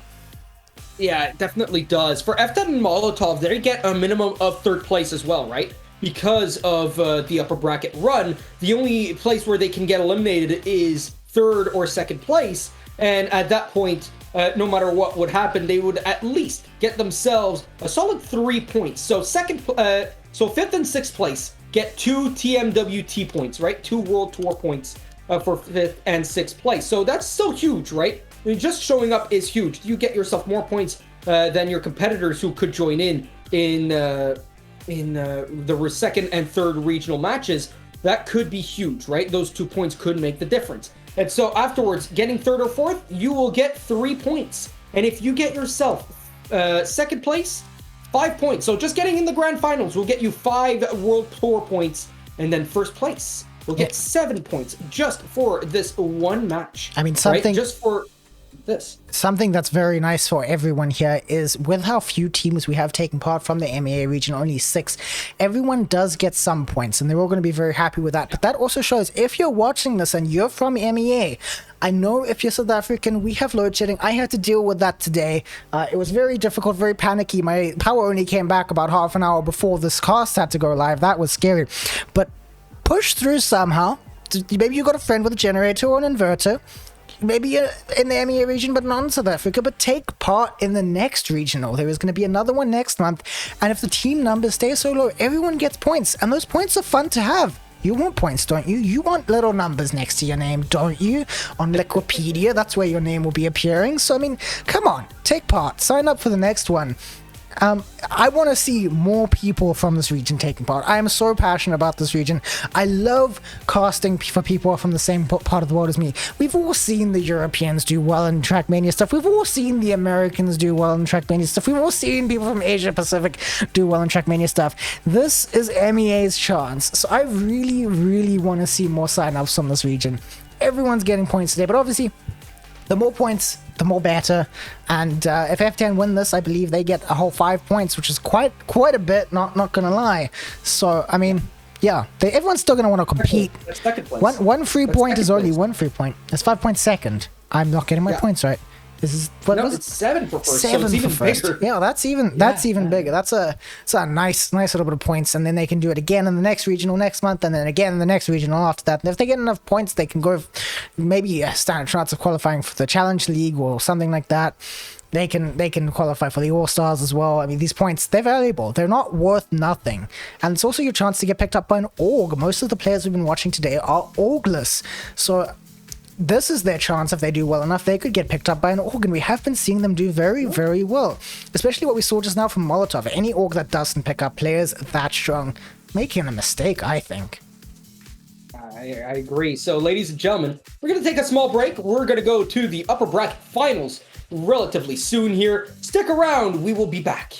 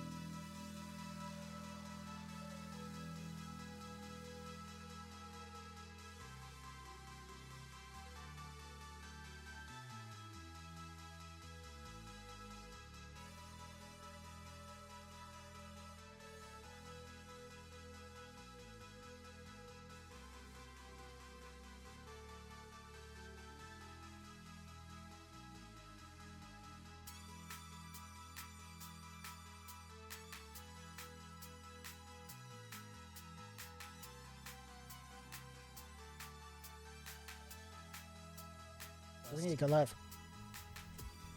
Hello, we are back from our break. Welcome back to this MEA Regional as part of the Trackmania World Tour. We will be watching now Molotov against... I've forgotten the team name. Help me out here, Quantum.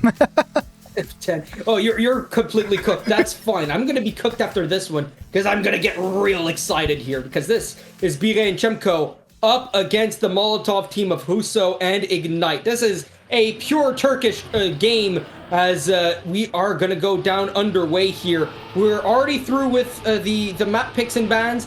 I don't know what the map picks and bans are, so hopefully someone who's in my DMs can do that for me, please. As F10 and Molotov, again, BO7 for both of them, as we are off on the start here, and Bire off to a great one. Birdie in the lead. Behind him, though, is Huso and Ignite, as Chemko has made a mistake, falling down to 4th place, though this ice here could catch someone out. It seems like it's going to catch out Ignite just a little bit, but not enough for Chemko to overtake. There you go. There's the overtake being done. And a beautiful dirt ice bug right there to keep it together as well. This looks like a win so far for F10. That's 2 points in the bag and a 1 point lead if they can keep it together here, and it's looking good. No mistake here by Chemko. He'll get overtaken, and instead of a win, it's going to be a draw of our first round here. Talk to us about Gyroscope, your favorite map. Was a beautiful round to watch. I have to say,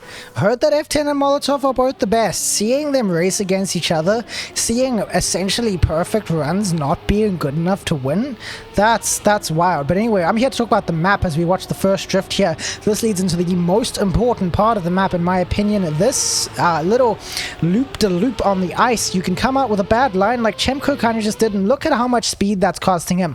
But look at how Bire just spun out. That loop, that determines almost everything on the map, and it's not even necessarily the identity. We come into this ice slide as well.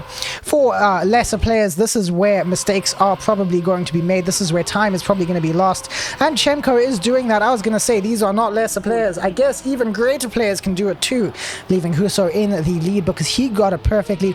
This quarter pipe, another opportunity to make small gains and losses, but with everything that's happened before, the gaps are big. You can see that. This is where the identity comes in. This is where you've got to go for the ice spin. Don't land in the water like Chemko did, and get through the dirt bug slide nice and clean, and then you win and you get an ace like Huso and Ignite did. Don't mess it up like Chemko and Bire did. But yeah, that's the map. Gotta get the loop right, gotta get that ice slide right, and then finally the identity, the spin at the end. You can drive straight, which you probably won't see here. You can spin, and if you're really confident, you can slide, and those are the three options, and they determine your speed a lot. And most importantly, don't go for a swim. Exactly. As we are going to get a round reset here. Not too sure why. Even the players are not too sure why. We're on a pause. Some kind of a pause. Maybe there is a disconnect. There is a clause in the rules of this. If there is any disconnect within the first 5 seconds of any given round, it will be put on hold for up to 2 minutes to give everyone a chance to load in. So don't know what we've seen here to cause the pause. It does look like all of the players are moving around and spectatable. Maybe it is some kind of an issue on the production side, and it looks like it is the picks and bans. There was some kind of a mistake on the technical side of that, so technical issues. We apologize for that, chat. You can now look at our beautiful faces instead of the beautiful driving cars, because I just come into the game, right? I learned all 4 surfaces, and soon 5 with plastic, practically equal, right? So for me, ice, I was just as good on ice as I was on dirt. And so for everyone else who was really good on dirt but really bad on ice, right, I had a slight advantage. I'm gonna bring us over to gameplay now. They're finally 4-1. Sorry to cut you off there, Quantum, but finally they have made it right. We finally get to watch them race. So tell us how this round is going, Quantum. All right, ladies and gentlemen, F10 versus Molotov. It is 4-1 in favor of Molotov, but Bire currently in the lead. Ignite in second with Huso in third as Chemko's made a mistake. He's behind by 7 seconds nearly as Bire keeps himself in the lead. Ignite a little bit high, but he keeps himself in gear. Huso gears down, but it's fine as Ignite slams into the wall. Bire keeps the lead because of it, but now we're down to the identity. Here we go. Will he do the 360 properly? It's looking good, and it looks solid for Bire, who goes through and wins the round. But because of Ignite and Huso being in second and third, it is the tie. Even if Chemko doesn't finish, it will still be the draw. So it is 5-2 in favor of Molotov. Very nicely done. Great to see the lead starting off strong. You might find that F10 might have gone a little bit overconfident after getting 2 clean sweeps in a row. Molotov has known today already what it's like to have competition. They, of course, were against August. They did lose one map, only one map, but still they did lose one map, so they have had to see a little bit of competition. So it's going to be fun to see them compete against each other. Both incredibly good, incredibly competent. So far on Gyroscope, it does look like Molotov are the stronger, with 1 ace, 1 and 2 ties under their belt. At this point, we do see off of the start, it's F10 who has the lead on this map.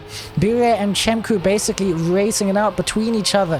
Huso not too far behind that, but Ignite had some kind of a crash somewhere. He's a full second behind the rest of the pack. That's not great to see for him. But everything is going fine in the front here as Bire and Chemko almost in sync. It's like watching synchronized swimmers as they get that quarter pipe perfectly. As we come into the identity here, will the spins go? Whoa, it does look like no is going to be the answer. Huso is going to go for the slide, the riskier route. Chemko is going to go off, and Bire is going to get that perfect spin that he needs to come first. This is another tie, another point for both teams, another opportunity for Molotov to keep their lead as it goes to 6-3. It'll take an ace for F10 to catch up at this point, or 2 wins. All right, well, let's get back into this again. There's still no map point in set here, which is very scary, right, for both teams, because if F10 gets themselves an ace, we're tied 6-6, right?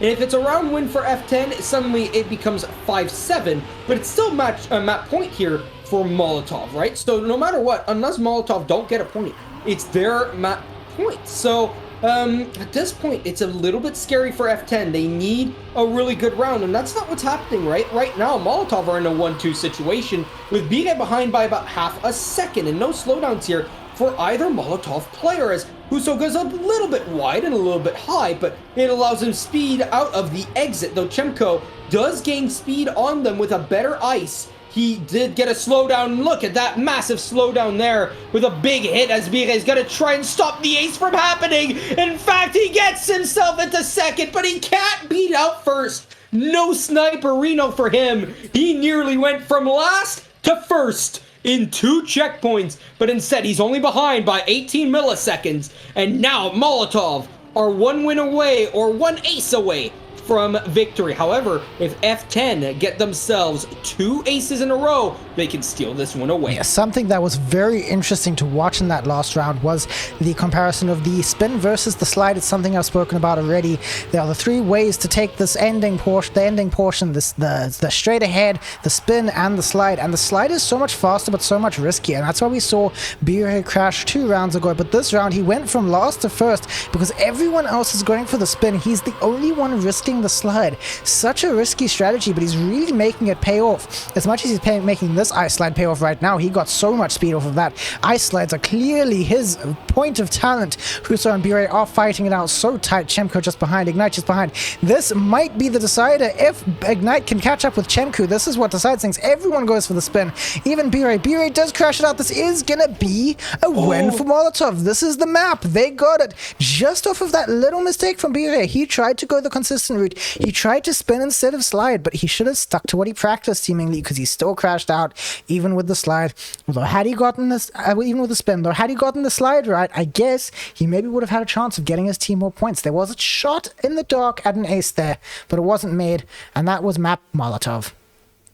Yeah, it was really close to an ace, right? 3 milliseconds separating those 2 players, but it didn't really matter in the grand scheme of things, because Bire, the moment he crashes there, it's over, right? Because no matter what happens, even with second place for Chemko, it is not enough, right? He needed to win the round. They needed someone to win the round, because the moment Molotov, either player gets first place, they automatically get 2 points. Yeah. Right? And so, unless their last player comes in last, but because BA crashed and the other player didn't crash, suddenly it turns into a win. Yeah, but Now with on to the next map, we're on to Aero Pipes. This one's a very difficult one, much more challenging than Gyroscope that we just saw. You may remember, if you have seen what happened earlier tonight, these pipes, even for the best of the best among us, they can be quite a challenge. Almost fitting of an RPG map with how tough they can be to get consistently. So that's going to be fun to see how these incredibly good players handle that, and that's what most of this map comes down to. It's a pretty standard tech map up until that point. Lots of just little drifts and dirt corners, a little bit of plastic here and there.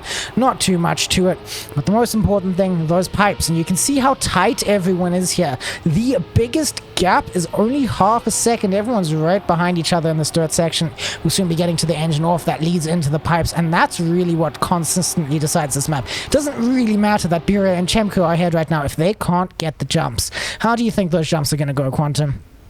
Well, let's see here. As they get on, they get it perfectly for the two of them, and that looks like an ace in my books there, Jack. That is looking perfect for both of them. That is an ace to start us off on Aero Pipes, and that's a way to bounce back, right? After the first map, that didn't go their way. They couldn't really get it started. Suddenly, a 3-0 start, really strong there. And now the only way they can throw this one away is if it comes down to another ace situation, but this time from Molotov, right? So you don't want that happening. You don't want that to transpire, and so you better get more points under your belt, right? And so right now, with the momentum on their side, Bire and Chemko are going to continue the way they are. Ignite and Huso, both of them, have flung out during that ice section, and suddenly it is looking so good for F10. They look like they're about to gain a whole 6-point lead over Molotov Gaming here, and we could see the maps tied at 1 as Chemko currently leads Birdie. Let's see if it can stay that way, or if Birdie can overtake his own teammate. Will it happen? Doesn't really matter, but it's still fun to watch. It's still a little bit of drama that could happen here, that could transpire here as Chemko goes for the first pipe. He'll land it perfectly. What was that? Yeah. What a launch by him! What Wow! was that? Bure styling on the competition. It does allow Ignite to sneak in and make that not an ace, but what the hell was that flip? I have never seen that on this map. I didn't know that was possible. He completely skipped the pipe. What? He didn't touch the pipe. He didn't touch the identity of the map. I have to ask. I don't think that was intentional. Does that technically count as a cut? I guess so, but at the same time, it did lose time, right? It wasn't to the world faster. record. So it wasn't faster. It was a cut, but it wasn't faster. It was just style points. Pure style points. That was. Oh yeah. Give F10 the win just for that. Just the style points. Just give it to him. Oh my goodness. That better get clipped. That is nuts. I hope to get pinged in like 10 clips of this on Twitter. That better land up on Reddit, that better land up on Twitter, that better land up circling everywhere, because that was amazing to watch. I hope to see that every day for the rest of my life. Maybe that's an over-exaggeration, we don't talk about it. Anyway, let's talk about this round, because we've been going on about that flip that happened last round for most of this map. They're coming into the dirt here, they're soon going to be at the identity, and we do see once again Chemko and Bire are in the lead, but Huso has gotten a much stronger dirt here, coming into the engine off. He has so much speed, he's almost going to overtake both of F10, but he doesn't make the pipe jump, and that's going to let Huso and Bire take this back. They're going to make the pipes perfectly, it looks like. Is that perfect? It's not, because Chemko crashed out, but Ignite Huso got the finish. That is a tie, I believe. Bire in first, Chemko in last, the perfectly even team. And that is really nice, though, for F10 still gain more of a lead, right? They're not on match point just yet. Map point, I should say, just yet. But they got themselves in a situation where they're now a little bit more comfortable, right? Because now they're still up by 4, but with only 4 points left to collect. So we just watched Bire go off. Yeah, Bire went off, and Chemko actually has had 2 incidents on the pipes, right? Of course, Bire did have the wicked moment on the pipes earlier, but Chemko didn't mess up, and the same thing happened last round. So if Chemko now, with the team on his back here, if he can't get this done, right, if he does fail it, that fail is a little bit harder to swallow, though, if you're Ignite. So that is a little bit tough. Chemko has a little bit less pressure now, but he can turn this from a win for Molotov into at least a draw. But if he fails this, he suddenly turns this into an ace for Molotov, which is so scary, as Huso makes a big mistake there. Even more of a gut buffer here for Chemko as he gets the first one. No, not perfectly. Does he have enough speed? He does, but does he get overtaken by Ignite behind him? No, he does not. In fact, Ignite made the mistake. Huso is through into second. Ignite is in third, behind by a lot, and Bire continues the map perfectly after that 10-second slowdown that he got, but still, it finishes up in a draw, and now we're on match point here. It could be the first map going the way of F10. Could be tied at 1. That is interesting to see, another draw between these teams. They are definitely evenly matched. It's amazing to watch that happen. You just watch the whole race. As things go on and on, you watch them and it's like, oh, who's in first, who's in second? You can't just go off of the checkpoints because it's constantly changing. They're so close to each other. Everything does kind of actually hinge on mistakes because of just how evenly fast they are. And in this case, between such skilled players, a mistake isn't necessarily crashing. A mistake might be, oh, I pressed brake for a half a second too long on that one little corner. Oh no. I'm in a bad spot now. As I think that happened to Huso. I don't think he crashed out. I don't think he lost a second here by crashing out. I think he lost a second here with a bad drift. That's all it really takes. And maybe a bad dirt corner will do it for Chemko here. Maybe he'll fall behind. Maybe it happened to Bire or Ignite. You never know. Everyone's actually just getting such clean dirt corners though. Maybe Chemko had a slightly less clean one than everyone else. We can see that with the speed. Yeah, everyone's kind of catching up, especially Bire with a lot of speed. But it's the pipe that matters. Will anyone make mistakes here? It's so clean. Everyone's getting it. Chemko's getting it. Ignite's getting it. Bire's getting it. Everyone got it. Bire not quite perfectly, but good enough. Huso's the only one struggling to finish here, but it doesn't matter because everyone else is finished. This is a draw pretty much no matter what. Another draw to 8-4 points we are. These teams are so evenly mapped. But F10, they just need 2 points to win now. So, you know, they can keep drawing. Actually huge.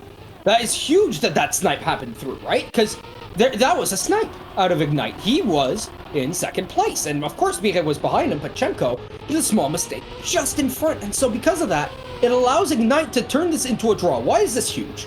Because F10 are, instead of being 1 point away from victory, are 2 points away.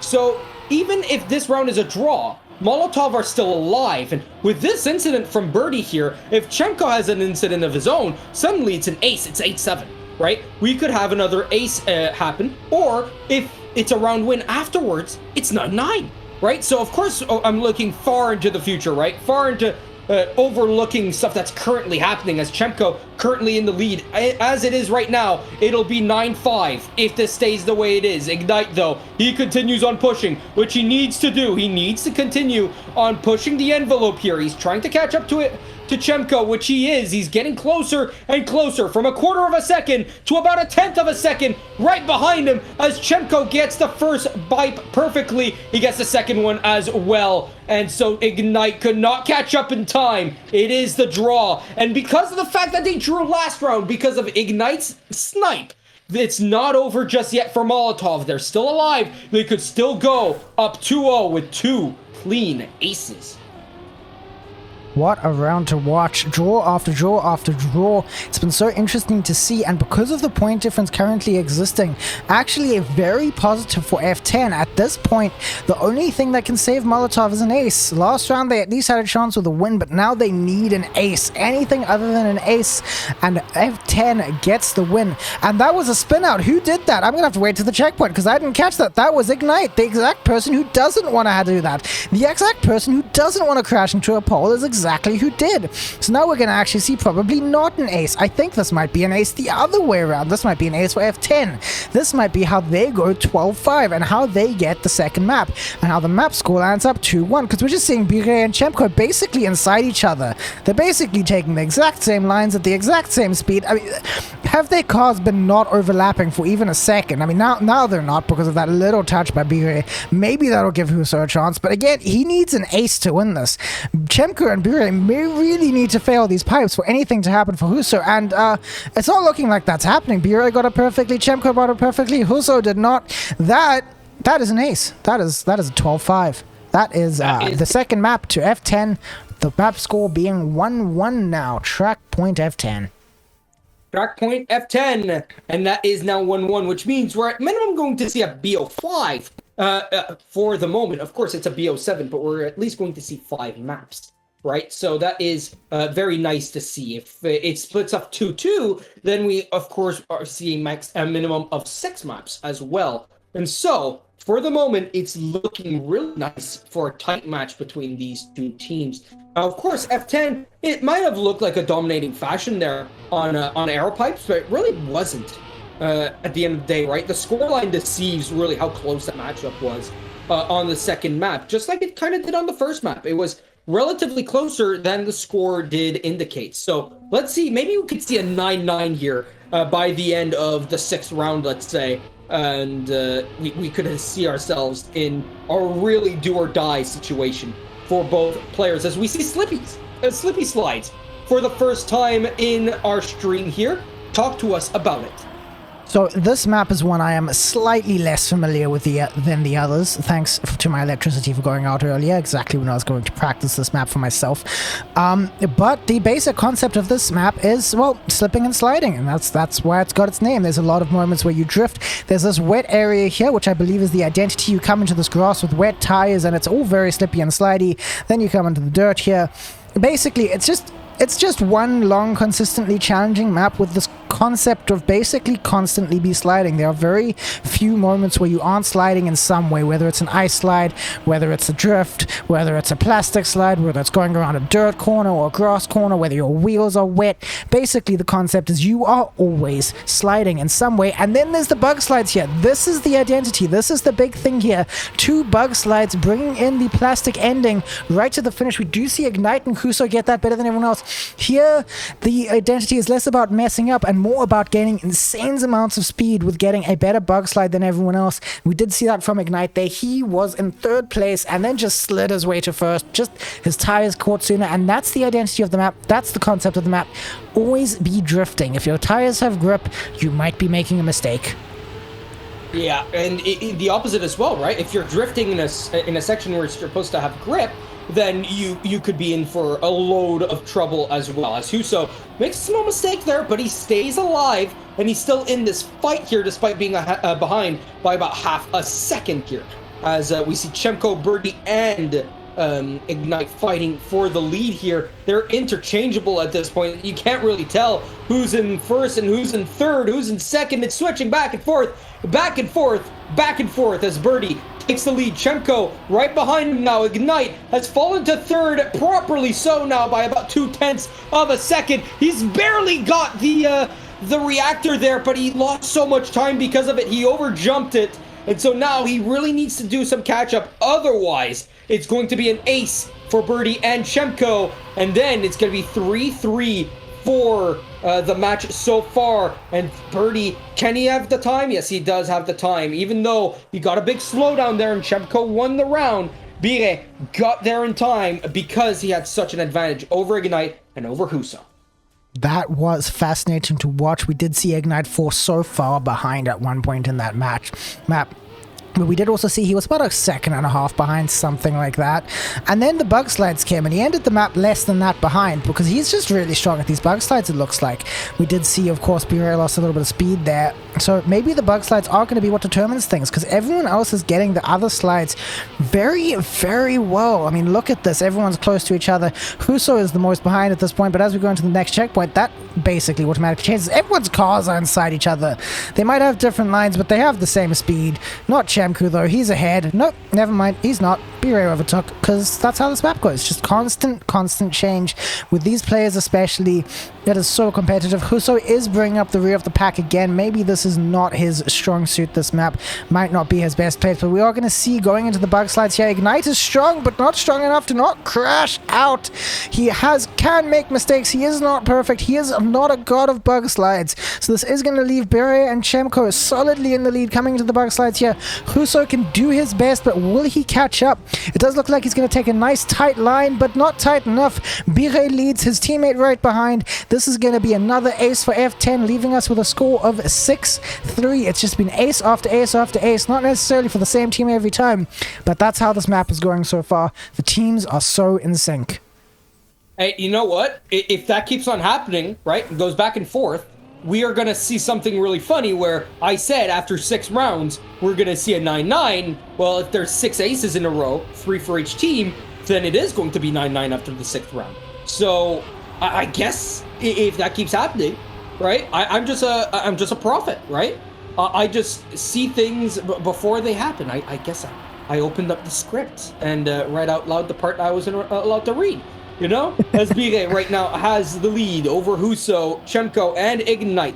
It is a train at the current moment. No one is really inside of each other. As Bire has made a mistake, he'll fall down from first to last and gets overtaken by Ignite. This was looking like a win for F10, and now it's turned into a win for Molotov Gaming in this current formation. Chemko looking for the overtake on Huso. He's got more speed. He's got a better line, actually. Let's see. He's not gone for the overtake just yet, but he's got more speed. And so there it is. Now it's in a draw formation as Chemko currently in good position with a lot of speed and a lot of time on his hands. He gets the first bug slide perfectly fine, but that is a wicked 360 there from Ignite. He will not be able to get to the next platform if he finished that way, as Huso actually overtook Chemko in the end. And because of Ignite getting 3rd place over Bire, who also made the same mistake as Ignite, we suddenly find ourselves in a win situation there from Molotov. They win, and now it is back to a 7-5 game for F10. 2 points the difference. If F10 scores an ace here, that is the map win. However, if Molotov aces here, F10 is in trouble. Yeah, again, if you're ahead and you get a draw, that's actually kind of a good thing for you. Now F10 is at track point. If they get an ace, they win. If Molotov gets an ace, they just get to track point. So this is a really nice place for F10 to get. This is how they could maybe win their second map. That draw was really in their favor. Molotov, they don't want to be crashing out the end like they did there. That was an interesting crash, of course, a massive spin there. But this time, we're not seeing so many crashes so far, except maybe from Chemko. I didn't see what happened there. But currently, we have Bire in the lead, followed by Huso and Ignite as we get into the first bug slide. Ignite always takes a much wider line there than everyone else, and it falls him so far behind. He does manage to catch up on the main bug slides because he is just really good at those. But I mean, we keep seeing that outside line. It's clearly not working for him. But maybe he doesn't know that that's where he's going wrong. Maybe his muscle memory is just not quite at it. But that's not a muscle memory failure. Maybe it is. I don't know. But that was a big crash there from Ignite, allowing Bure to get the finish cleanly. Huso right behind that. Now it's between Chemko and Ignite to decide who gets third. It is Chemko. This is a round win for F10, bringing them up to 9 points. That is 1 point away from the map win. Molotov, not even at track point yet. F10 can win the map even if Molotov wins. As long as Molotov doesn't ace, basically, F10 wins. Right. And if they ace, then I'm a prophet. Right? So pretty much it's a win-win. F10 either wins the round here, yeah, with Ignite's big mistake there, he's going to be behind by about 7 seconds, I would guess. If he's behind by about 7 seconds here, there you go, 6 seconds, 7 seconds. There we go. I'm about right. I'm never wrong. As Bire and Chemko currently in the ace formation. The only way that this comes into an ace for Molotov is if they somehow get overtaken by Ignite, and that only happens if they fail the second bug slide, actually. And so let's see if both of these players here can fail the second bug slide and keep this map going. But with Huso crashing into the wall, there should be no way that there's any pressure on these players to finish this one out. Even if one player fails it, right? They are still going to win the map. So it comes down to the identity. Can they do it perfectly fine? Well, that's Chemko, who's the only one left alive here. Can he get the second bug slide? It's a little bit slow, but he gets it done. With a 109.1, it's a win. And so even though Huso finishes ahead of Bire, it is an 11-7 win for F10, and I am not a prophet, ladies and gentlemen. It is 2-1 in favor of F10 as we head on to map number 4. That was amazing to see. The one round where it counts, Ignite, just almost didn't start. Like, I know you pressed W, but I'm pretty sure you crashed into the first checkpoint. That's not the right place to do that.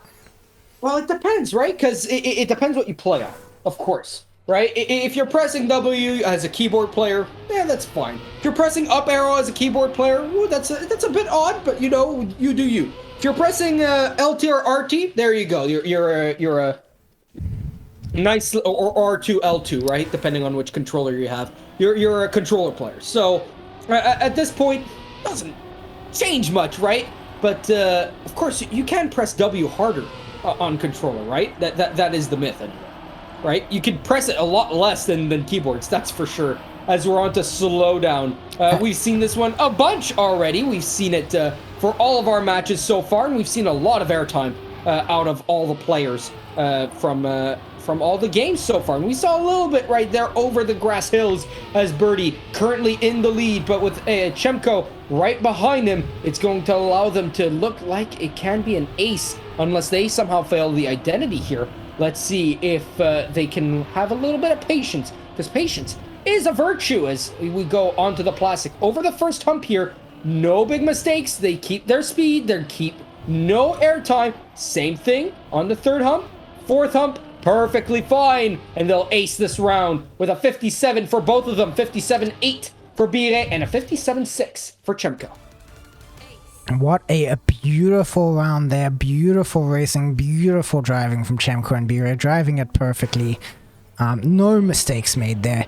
This map obviously being one where mistakes are quite punishing, even if they're small. With that fragile, basically, if you're just spending a second in the air, oh, your tires are broken. Good luck getting enough speed to get over the humps. It might seem like a small mistake on any other map, but on this map, you gotta be careful. That's why it's called slowdown. There's all these speed humps here. We do see a little bit of airtime off the grass. That's different. That's a reactor boost. When you get in the air, you get a bunch of speed, because that's the only time you can accelerate with your wheels off the ground. So it's time in the air with a reactor boost is actually time accelerating, but it's also time out of control. So it's a big risk to get the airtime here. Whereas, say on this jump to the dirt, the less airtime you have, the more acceleration you have, and that's nice. You would be getting slower while in the air, but getting faster on the ground, so that's ideal. Here, if you get in the air, that's especially bad, because you have a fragile car at this point. Your car is basically made of glass. Any airtime, that's going to slow you down now and in future. But no one did get it. It looked like a perfectly clean run from everyone except Huso, who's weirdly gotten stuck on the finish line there. But that was an ace for F10, sorry, there, bringing them to 6-0. This is their map. They're just faster. No one's making mistakes, and F10's just faster, it looks like. Yeah, they definitely look like they have this one a little bit more down pat than they did the other maps. And if there's a comeback to be had here, Molotov needs to pull it out now, right? They need to pull off this comeback now, because if they allow themselves to go down 3-1, it could be as good as over, right? As Bire makes a mistake there. Birdie flying off into a window. Well, it wasn't really a window, was it? It was just a wall, but most birds fly into windows because they don't see the wall. So, as Chemko currently into the lead, Ignite and Huso follow up behind him, but Bire closely behind. He could still go for an overtake here on Ignite, surprisingly, and go up as, yeah, there you go. That is the lead taken then by Team F10. Now they're going to go up 8-1 unless something dramatic happens here, like Ignite falling behind Bire. Can that happen? Yes, it can. That is some airtime. He needed to push. He needed to push, but pushing too much, gained too little. It's 9-0, and Molotov needs 4 aces in a row. Actually, 3 aces in a row, and then a map win. Yep. To completely outwin F10. However, if it goes on to draws after 9-9, we'll just, it needs to continue as draws instead of whoever wins, right? So it's sudden death once we get into overtime. Yeah, and it'll be interesting if we do get to sudden death. I've kind of been hoping to see that today. I do feel like this is the matchup that most likely lands us up with it. But with the way Huso and Ignite are performing so far on this map, it's not looking likely. We did see a little touch there from Ignite. He didn't lose enough speed to lose a place, but he didn't actually... He's no longer able to catch up with Chemko because of that. As long as Chemko and Bire don't make any mistakes, they have won this. And they both need to make mistakes to not win this. Because at the moment, Huso and Ignite, they're behind. They need to both be ahead to get the ace that wins them this. And that does look like, with that Bire that got a crazy amount of airtime there, it was, and that does let Huso catch up. But Tmwt does not make the same mistake. He does get through the finish line, and that's literally all he needed to do to win the map. Just get over the finish line. And he did. And be consistent. Be consistent, right? He got 57-2, I think, 3 rounds in a row there. Yeah, so that is consistency. Consistency is so key in Trackmania. I know that saying is very common, but there are a lot of instances, a lot of situations where consistency doesn't matter all that much. As long as you do well, that's what matters. Here it's consistency, and you just saw that pay off so well from Tmwt. The more maps you finish consistently fast with no mistakes, the more points you get. That's basically how it works, because if your opponents make a mistake and you don't, you win. This is all about who makes the least mistakes and also who makes the most optimizations. But if anyone makes a mistake, no matter how optimized their line was before that mistake and after that mistake, they made a mistake, and that's punishing. Especially on a map like this. Flip of Faith with, I think, a total of 3 speed checks. Mistakes can make you fail those, and then you have to double respawn, and that is a significant time loss. We have first up the half pipe. Personally, I struggle here. We haven't seen any of the good players struggle here because they're good. They're not like me. Oh, Bire. Never mind. Bire did it. Bire proved to me that the pros can fail. Tmwt did not. Huso did not. Ignite did not. All making the second jump. That twirl. Beautiful ballerina spin. Very, very satisfying to watch. I'm sorry that you wouldn't get to see that because I changed cameras just too late. But it's a beautiful little twirl. I love to watch it, and they all landed it just perfectly. It's Bire who's behind at the moment. It's Tmwt who's in the lead. This round is set up to be a draw if things carry on as they are, and they really are. As we get into this really fast section, I was about to say, well, you can't really make a mistake, but Huso again proving me wrong. So it's between Ignite and Tmwt, I guess, to decide how things go at this point, and they're both going to go for this jump. Another beautiful period, landed perfectly by Tmwt, landed almost perfectly by Ignite. They both go through the finish line. It's all on Huso and Bire now. Huso gets the finish. It's all on Bire now. Not really, because this is a tie no matter what, and Bire's going to go through the finish line anyway, because what's the point of not finishing? Exactly. Doing the identity over and over again during a match? What are you doing? Are you showing off that you've not practiced enough? So right now we're tied at 1s after the first round here, and it's looking like a tighter match here, unless Bire comes online and suddenly storms off with the W, just like his team's name is, as F10 currently in a 1-2 position. Can we see them continue on in that case, as Huso gets a smaller jump, which means he landed earlier, and he landed closer to the checkpoint as well, which allowed him to get ahead of Bire, who jumped a little bit further away, as Bire keeps on making some small mistakes here, stopping him from getting anywhere close to Huso, as Tmwt and Huso fighting side by side here, but Tmwt just finding extra tenths, extra hundreds here, in fact, as they keep on fighting side by side here. Every time Huso does come close to the overtake, though, Tmwt says no, as Huso actually jumping closer to the checkpoint, but he landed it a bit later, which means Tmwt wins the round because he gained speed a little bit earlier and a little bit faster, and thus it is still the round win for F10, but it is not the ace.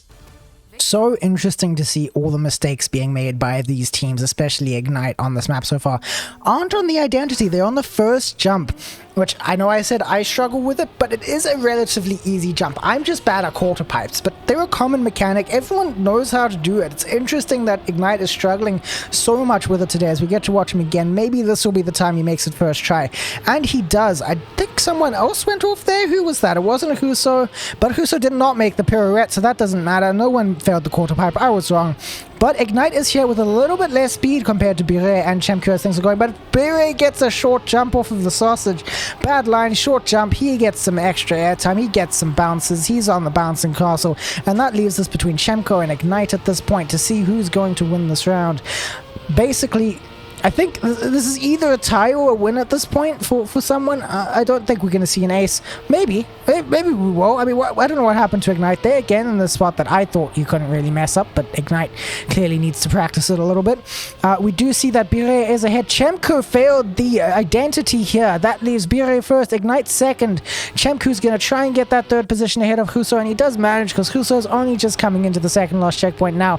That is a win for F10, but still an incredibly good performance from Ignite. His teammates slacking just a little bit relatively at this point. I mean, they're all better than I am, but still doing so incredibly well. This is 5-3 for F10 now with that win there, breaking the curse of ties. And Lingo does love your usage of the words "keep practicing." That is definitely something that the TM community has learned to meme for sure in the past because of his name change, which is pretty funny. But of course, I only know that because I am Canadian myself, and that is my area of expertise, right? Your area of expertise is the MEA region, most notably, of course, the South African region. Which I'm sure it bums you out a bit that they're not in this fight here in the upper bracket. But still, it's nice to have seen a lot of players, and hopefully we do get to see at least one South African player in the loser bracket finals. As here's this fight here between Chemko and Ignite. It's side by side. Huso is currently in third, so he'll bring up the rear no matter who gets first or second, as there is a mistake from Ignite. Chemko will get first, Uso gets second, Bire gets third, and Ignite will get himself fourth. So F10 now up 7-4, and if it's an ace here for Molotov, actually, next up, it will be tied 7-7, as Ignite shows us how not to do the finish. I wonder if Ignite had given up at that point or just his brain turned off. It's really hard to tell. That finish looks a lot more difficult than it is, and especially more difficult than Ignite made it look there. I promise Ignite's a good player. You've all seen it on the previous maps. This is just not his map. Everyone's allowed a map at least that they're not good at. I have at least like 100. Ignite can have one. It's fine. He might be struggling, but he's still a strong player. These are still beautiful pirouettes that I love to watch them so much every time. It's one of my favorite little tricks in this game is the little pirouette jumps. That's what I call them at the very least. Ooh, Ignite getting a little bit of airtime there. Huso did similar, but not quite similar enough to lose as much speed as Ignite there. Doesn't matter though. The Molotov gamers are currently leading the pack in what Quantum likes to refer to as ace formation by quite a margin. This does look like it's going to be the ace that Molotov needs to even things out. If Ignite can make that identity and that finish, I guess that's going to be the determining factor. Can Ignite pirouette beautifully enough? He can. That was a beautiful pirouette, but he gets the double respawn because he was going to go into the wall from potential ace to a tie. That's gotta hurt. Oh, I don't want to be Ignite right now.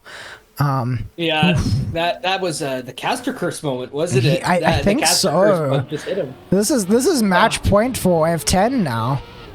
Yeah, it is. This is scary, right? Because now just any win will get them into. So 1-3 and a 1-2 will make them win this match, right? And put Molotov down into the loser bracket finals. So at this rate, Ignite, he gets a mistake and he'll be behind by 7 seconds, even though Bire has hit into the wall. It doesn't matter because Ignite is further behind. So Huso absolutely must win this round, right? And so he needs to go nuts on this one. He's ahead of Chemko by 0.2, but Chemko's slightly faster, right? He's been able to gain these few hundredths of a second every single checkpoint. Let's see if he can do that right now. Look at that. Look at that beautiful line. He just gained 0.3 over Huso with such a risky line.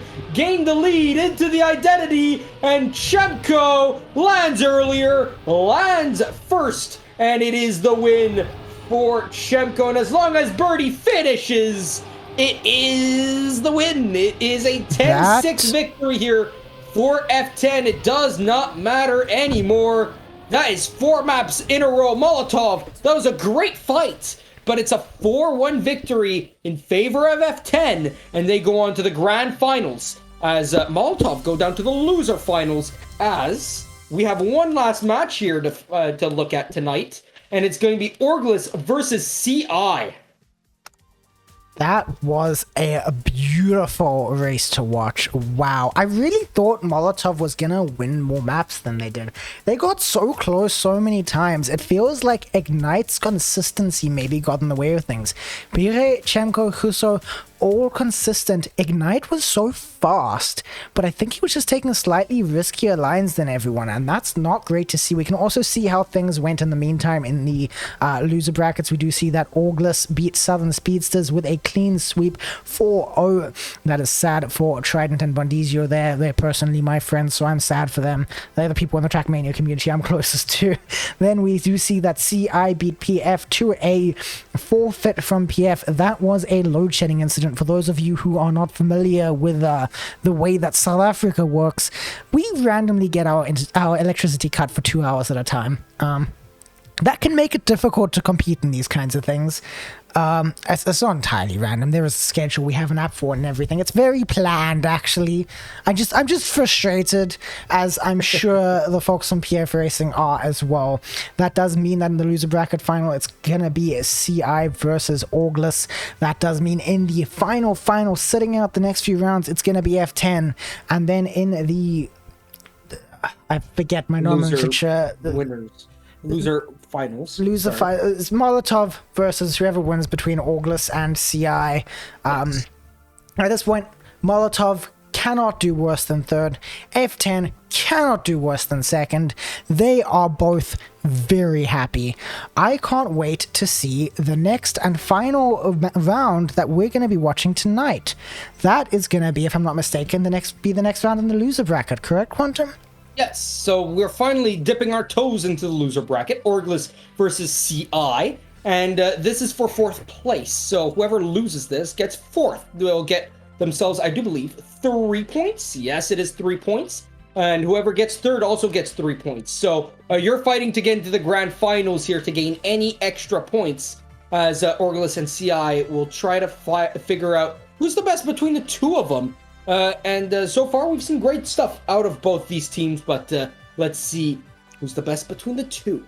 Molotov's match afterwards, right? The loser finals, and then the grand finals. We're going to see that tomorrow, starting at 13 CEST, which is going to be at 7 a.m. my time, and at around, I do believe, 2 p.m. your time. Nice, hey, comfortable, listen, just after lunch. I'll be there on a full stomach. Right, just after lunch for you.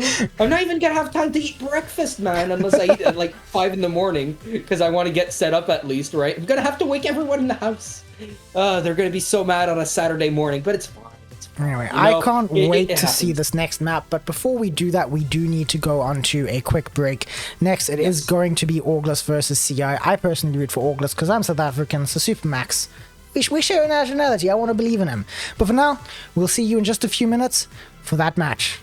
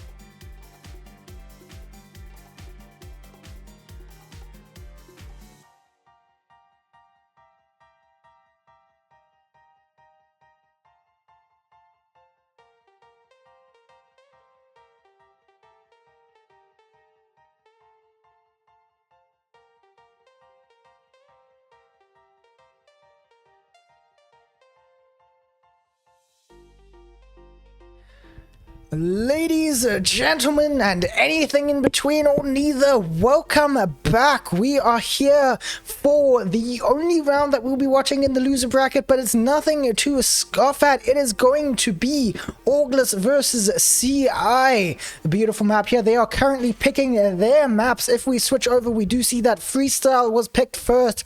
Back and forth is going to be the second one. It's going to be the first time we see that tonight. Aero Pipes, no, sorry, Gyroscope, my favorite map's going to be the third. Aero Pipes, the one with the amazing potential apparently for stylish flips, will be fourth.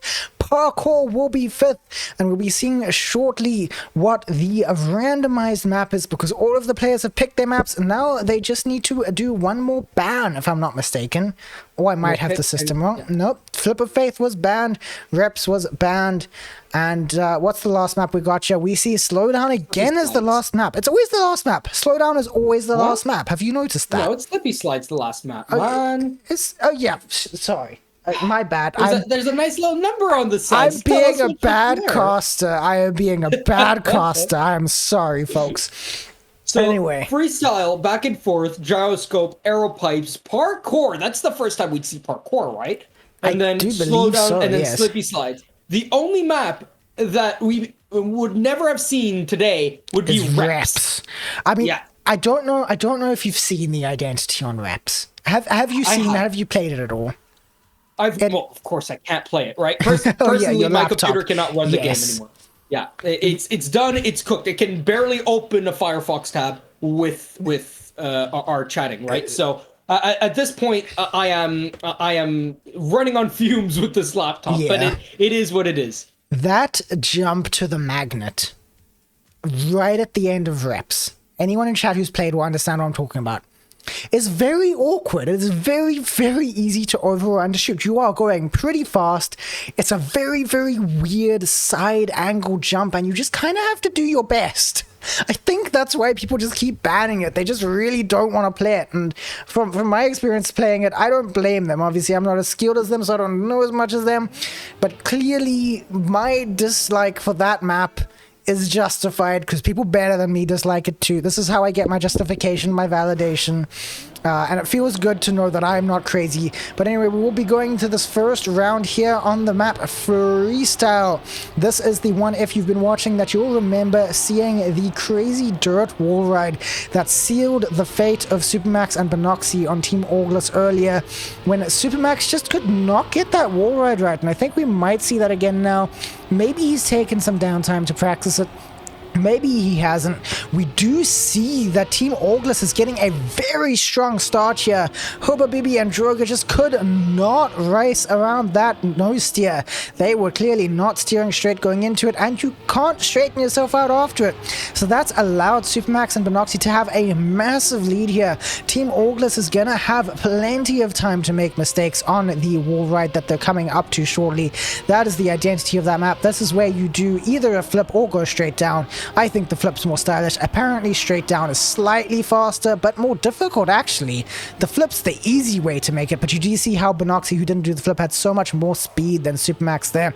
Doesn't matter, they're teammates. They get the ace round one here as Droga pulls in third, and Hoba Bibi only just manages to finish actually.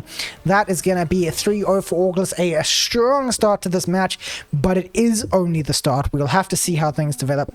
I'm happy with this. So this is the team I support doing well.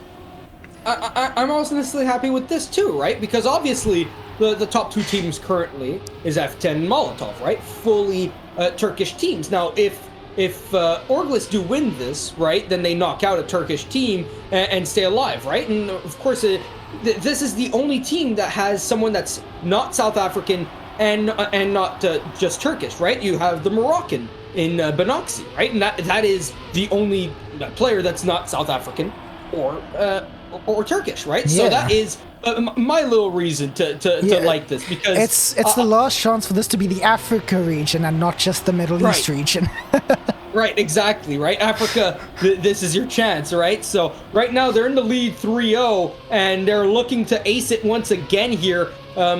When it came to Freestyle earlier on, Benoxy was making a lot of mistakes, that first run that we saw, very, very sexy from him. The second run, mistake there, but his teammate makes it through, so it's at least going to be a draw, which it looks like it's going to just be a win. So it's a 2-1. At least he's slightly ahead of Habibi, and so it is still a 5-1 match rather than 3-0, but still better than a 4-1. Yeah. So all things considered, still a-okay. 5-1, nice to see from the African team. As Shakira famously once said, it's time for Africa. I believe in Team Orglis here.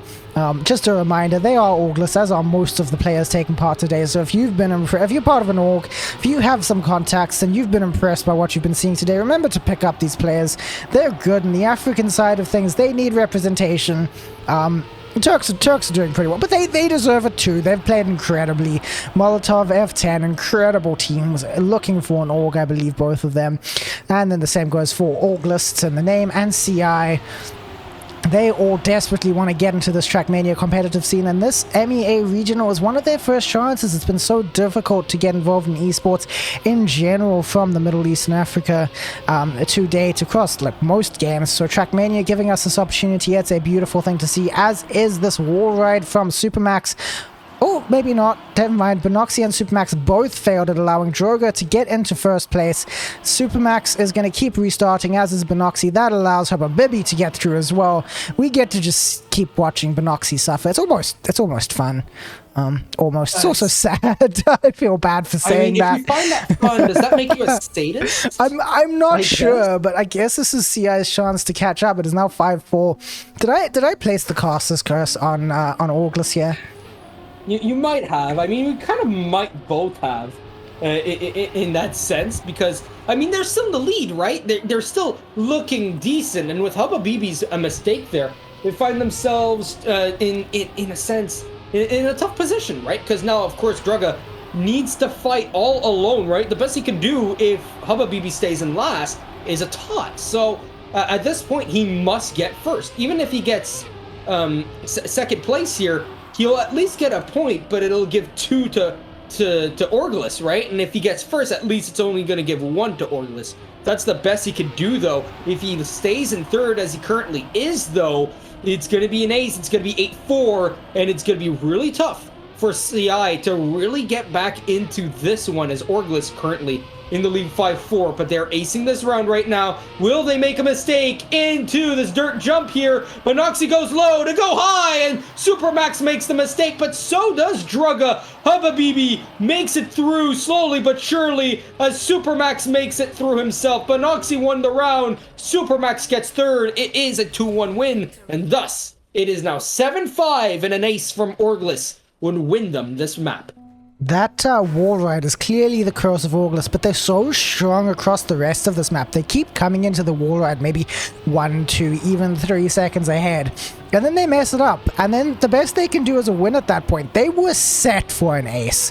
They were so set for an ace. Benoxy even got 1 respawn and still came in first, but Supermax needed 2, and that was just a little bit too much to be able to keep the gap between I'm having trouble right now. Habibi and Droga. And even though Habibi did make a little bit of a mistake right at the end there, it was less of a mistake than Supermax. A lot less of a mistake than Supermax. And that allowed it to be a win and not just an ace. And CI is going to be very happy with those points, because now it requires an ace for Orglis to win the map. Or just 2 more rounds. We'll have to see how it goes for CI, how it goes on the wall ride that we're coming up to now. We'll see how Supermax and Benoxy drive it this time. Supermax has already lost a crazy amount of speed, but Droga does fail it. Supermax fails it. Habibi fails it. Benoxy was the only one to get it cleanly. Droga just can't do it right now. Is Supermax gonna do it? Is Droga gonna do it first? Droga gets it first. This is going to be a tie, bringing the points up to 8-6, giving CI the chance they need. I mean, they do still need 2 wins to have a chance here, or an ace and a win. Yeah. Orglis is happy if this is a tie, basically. Tie or better. Yeah, honestly, a tie here or a win or an ace, obviously, right? Because that they would win with a win or an ace. But if they get a tie, they're still pretty happy up until they realize that CI could ace, right? And the moment that comes into reality, right? That's still scary no matter what, right? When both teams have above 7 points, that's when stuff gets scary, because the moment an ace looks imminent, the heart rate just starts. Speaking of heartbreak, Habibi's crashed there as he was about to catch up with Binoxi and Supermax, and Droga couldn't make the quarter pipe. That allows Supermax and Binoxi to run away from this. Orgless is in that famous ace. What do you call it again? Oh, I've lost my words. I'm sorry, chat. It's been a long cast. My words have gone missing. Help me find them, Quantum. I'll help you find them as Binoxi goes into the finish here. He will win the round, and somehow Supermax will get himself second place, getting him the ace, getting Orgless the first map win. And that is track number 1 going to Orgless. Freestyle is over with. Not so free, to be fair. Everyone had a lot of issues on it.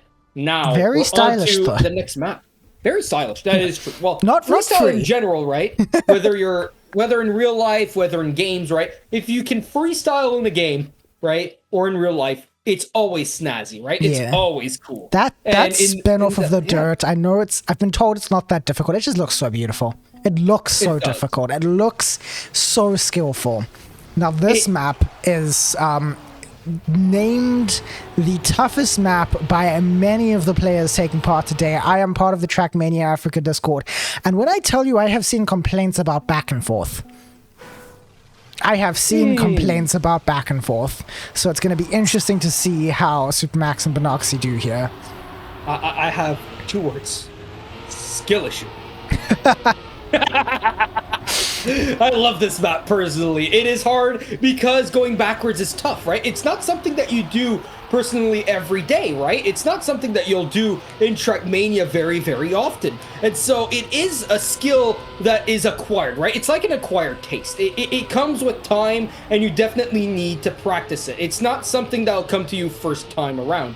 And so because it's not something you practice often, and it's something that needs to be practiced, right, it's very difficult when you've not practiced it a lot. As here we go into the identity right now, into a draw formation at the current moment. Supermax in the lead, Habibi followed by Droga, and then Binoxi, as we see Habibi currently in second place. He's heading to the wall, but he's still looking solid. He'll get overtaken by his own teammate, but no matter what, it was going to be an ace because of the issue that Binoxi has clipped himself over the edge here, and he no longer has enough time because of this bad checkpoint that he got. So it is 1-1 to start off track number 2. Yeah, correction, the draw, not the ace. You used the wrong words. I guess you're also losing your words after almost 6 hours of casting. I heard draw in my own head. Don't worry about it. We don't need to focus on that. The important part is how this map's going, with an early crash from both of the CI players, allowing Supermax and Binoxi to get way ahead already on the grass section, which is only the second section of the map.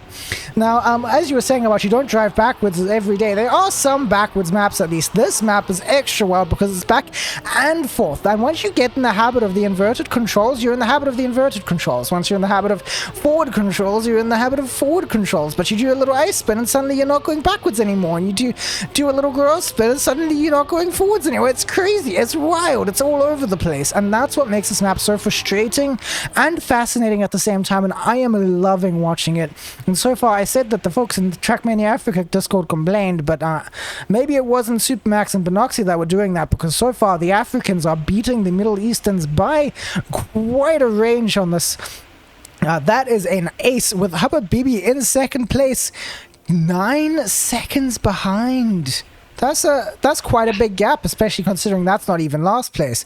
Droga really struggling. This backward section, it's quite tough. I know there are other backward sections throughout the map, but that specific backward section is by far the roughest. It's very long. It has a lot of obstacles. It might be less stylish, but style isn't the only thing that's difficult. And to be fair, right, it's not necessarily the hardest once you practice it. And that's the thing, right? It is the most practice-intense map, right, for the identity. And I think that's something that needs to be said. It's not the hardest identity, but it's the identity that you need to practice the most. Yeah. Right? Some identities don't get consistent. This one does, right? Yeah, this is a test of muscle memory, not skill. Right. Exactly. So it's not like agility dash where someone might say, yeah, I can't get consistent because I can't do the full speed on the agility dash, as Supermax is in all alone on a breakaway with no one close to him other than his own teammate, who's also made a big mistake himself. So right now Supermax is just holding the fort together, right? He's won a couple rounds here and there, and now he's looking to make it 7-1. Unless Benoxy makes another mistake here in the identity, it's looking good and solid for Team Orglis, who want really to take a 2-0 lead over CI.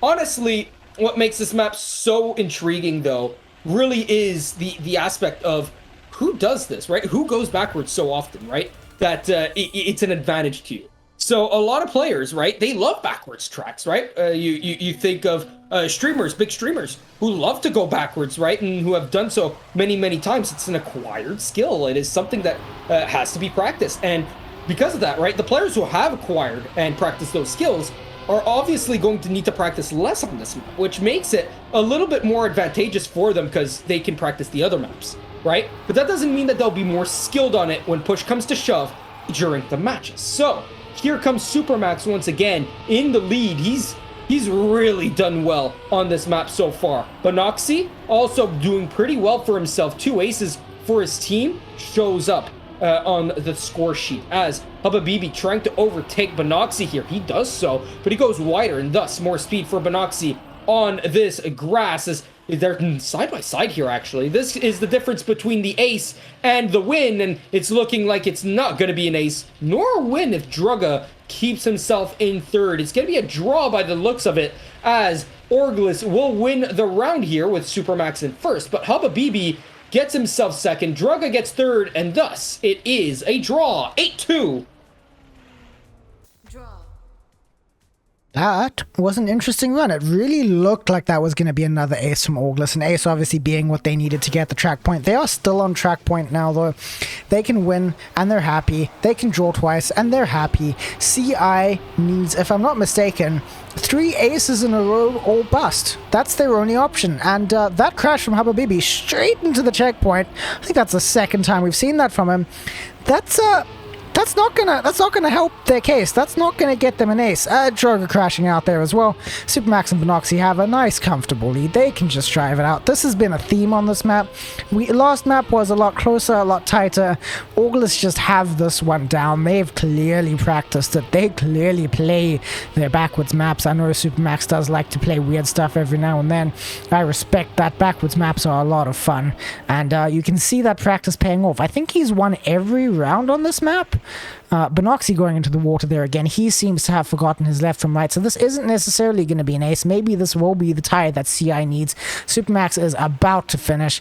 Drugga just needs to keep this up, and he is going to do that, and that means that this will not be the win for Orglis, because Benoxy couldn't even get the finish line there. He has a little bit of trouble on that final section. He's so fast throughout the rest of the map, but he just can't do that final backward section. And that leaves Orglis on their 3rd round at match point. But this time it's even closer. Even if it's a draw, once again, Orglis will win the map. CI still need 3 aces or 2 aces and a win. And the win has to be the last thing they get. The order matters even now, is how tight this is. CI is not in a happy place. Benoxy sliding off like that, that's obviously good for them. But they need more than that, don't they, Quantum?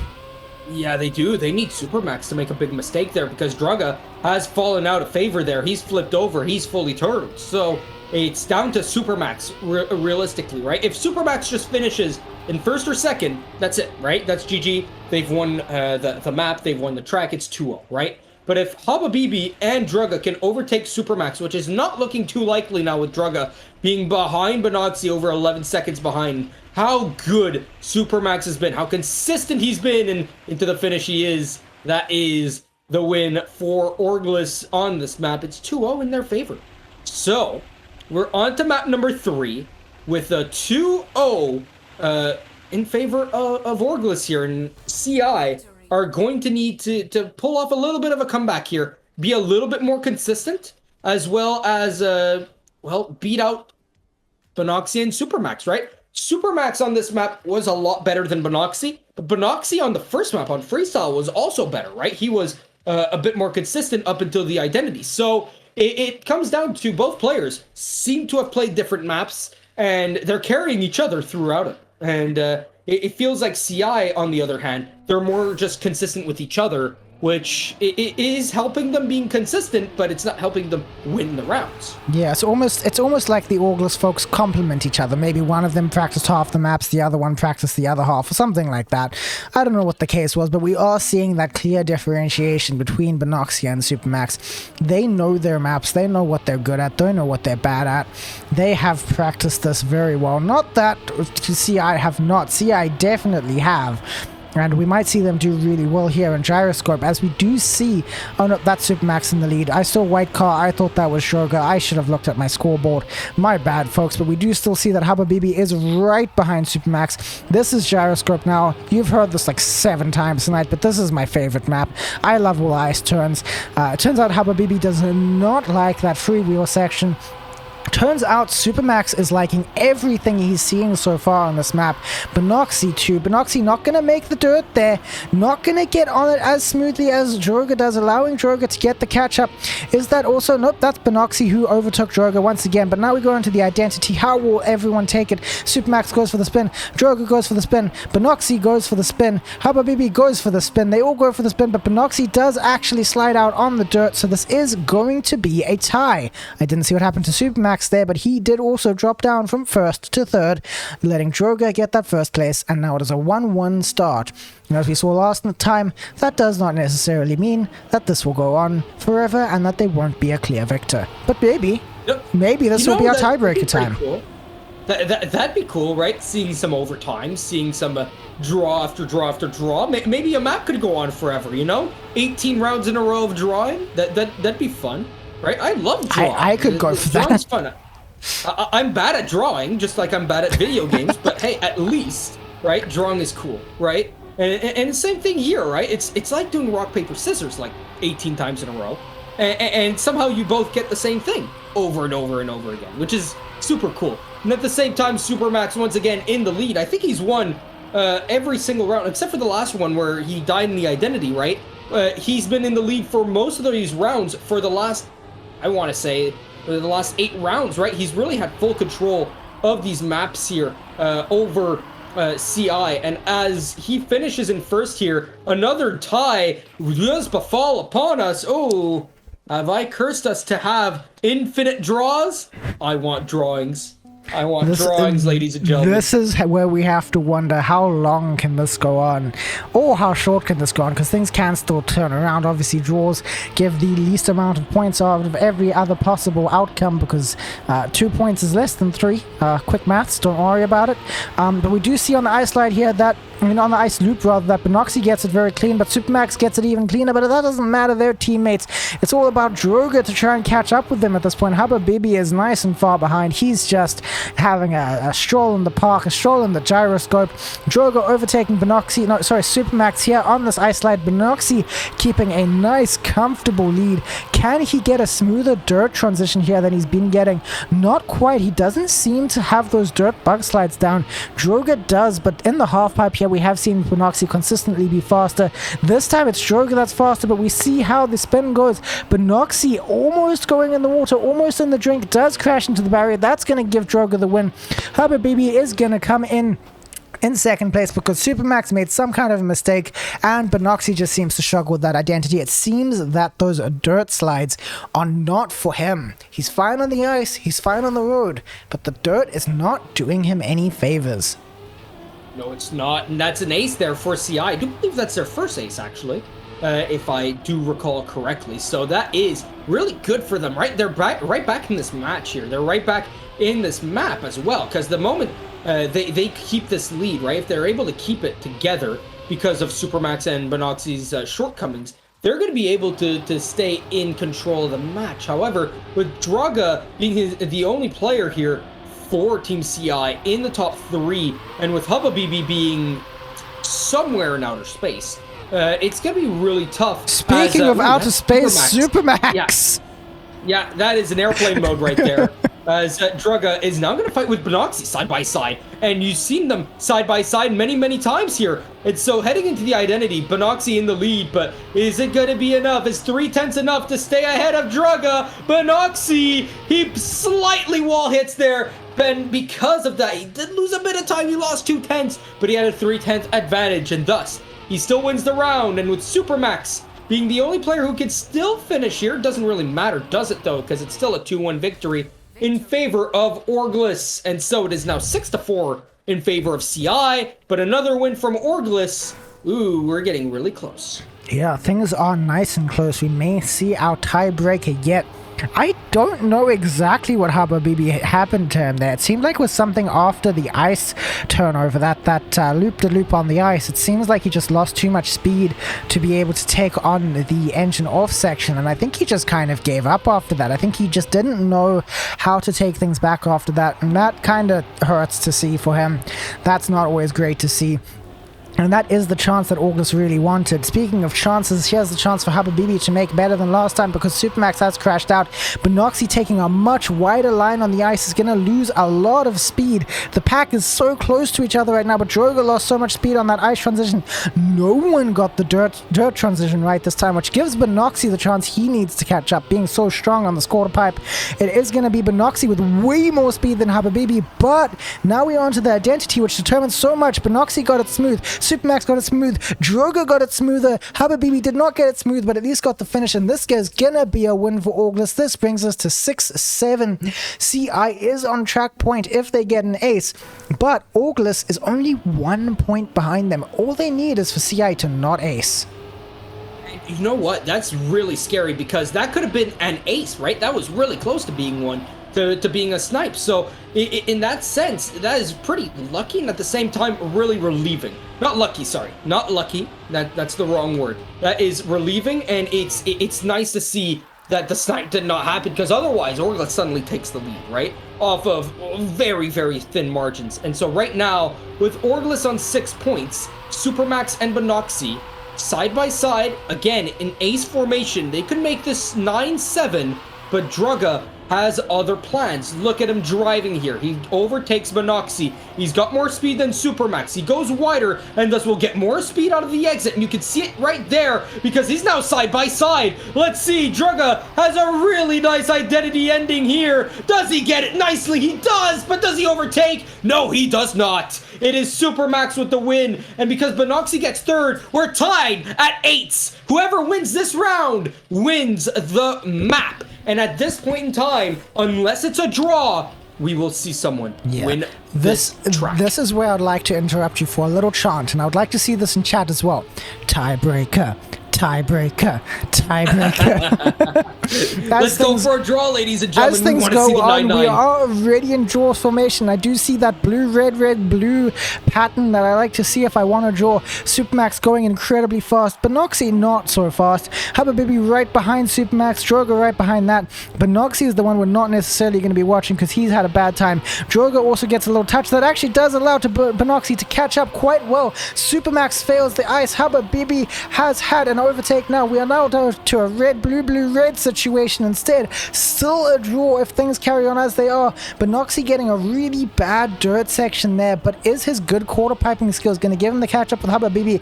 It's not quite, so here things come down to the identity, which Habibi gets almost perfectly, perhaps even a pixel perfectly. Benoxy crashes it out. That gives Droga a chance. Droga crashes it out. That gives Supermax a chance. They are right next to each other as Benoxy rolls into the finish. Is Supermax going to get this? He does not. This is a win for CA by a hair, by 0.027 of a second, because that came down to Droga and Supermax there. 10-9. That is the closest track win we've seen today. That is the first 10-point win. It's always been 11 or 12. There's always been at least like a 3-point gap. That is a 1-point gap. That is the closest map we've seen ever on my favorite map, my favorite match. I like that. I'm happy with that. And it came down to the mistakes, right? Everyone made a mistake except for Habibi, right? Which automatically made them ensure the draw at minimum, right? If Droga, though, he made the mistake, right? He made that mistake. And, of course, in front of him was Benoxy who made the mistake, right? Now you're afraid, oh no, Drugga is going to come in and get the ace. Oh no, he makes a mistake. Okay, so Supermax can come in with Benoxy and... okay, he's failed too.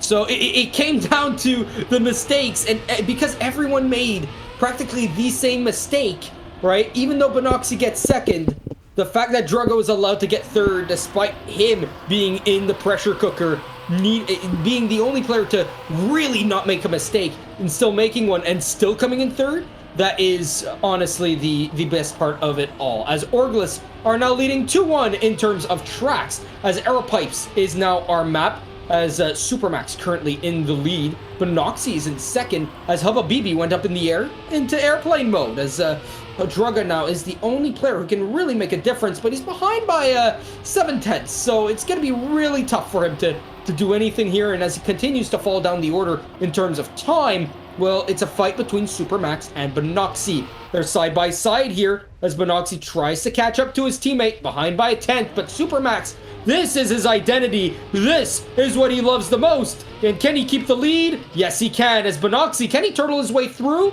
He overflips himself. Can he get in before? Yes, he can. Drugga made one mistake, probably on the first pipe, because he was only behind by 3 seconds. He lost 3 seconds, but so did Benoxy. But Benoxy was slightly ahead, had more time on his hands, so he'll get the ace with his team. That is great stuff out of Orglis. CI start off down 3-0. This is tough for them now, because they started the last map up 3-0, and now they have to climb back up this whole mountain. Yeah, this is going to be, I think, a very interesting map to watch between these two teams.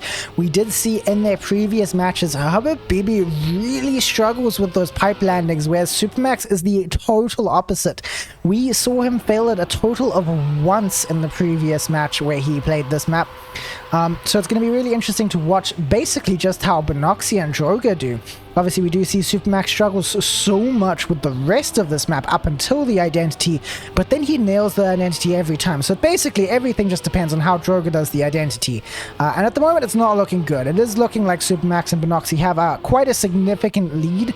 There aren't really any other words for that. There is a full second between every single player right now. Hubba BB gets a little bit of a catch-up on Supermax, but that doesn't matter a whole much because Benoxy is ahead by so far. We basically just get to watch him create dust clouds for everyone else as he comes into the identity here. Will he get the pipes perfectly? He may not be as good as his teammate at these, but he is still incredible. He is still going to make it. No turtle this time. First try. Supermax does not make it first try. Hubba BB kinda makes it first try, but Drugga with the overtake, that doesn't matter. That's his teammate. This is going to be a draw. This is going to be 1 point for each team. Supermax going for the stylish flip. It doesn't really matter what I eat.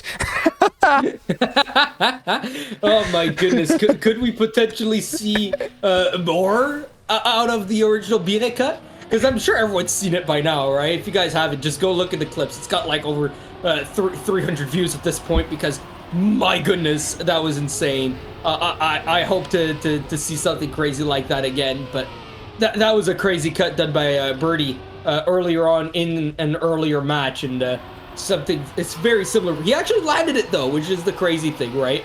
So props to him for being able to do that. It's currently 4-1 in favor of Orglis. If CI can get themselves an ace here, they would get themselves in a tied situation, 4-4 with Orglis. However, Orglis currently find themselves in 2-3, fighting for first though, because Drugga is not that far ahead. In fact, he's fallen down the order. He's fallen down to third, but he's not that far behind. He can still fight back here, especially if he gets a good identity. So right now, let's see it. He's gotten himself a little bit of a wider line, more speed out of the exit here. He's gonna get some overspeed over the others. Let's see if Benoxy and Supermax can keep it clean. Benoxy, Supermax, both of them are clean, but Drugga is the only one who was not clean, and Hubba BB also made the mistake there. So Benoxy with a mistake doesn't really matter. It is still going to be the round win for Orglis. It's 6-1 because Drugga, there you go. That's a really risky way of doing the second pipe, but hey, you know what? Works. All right, that works.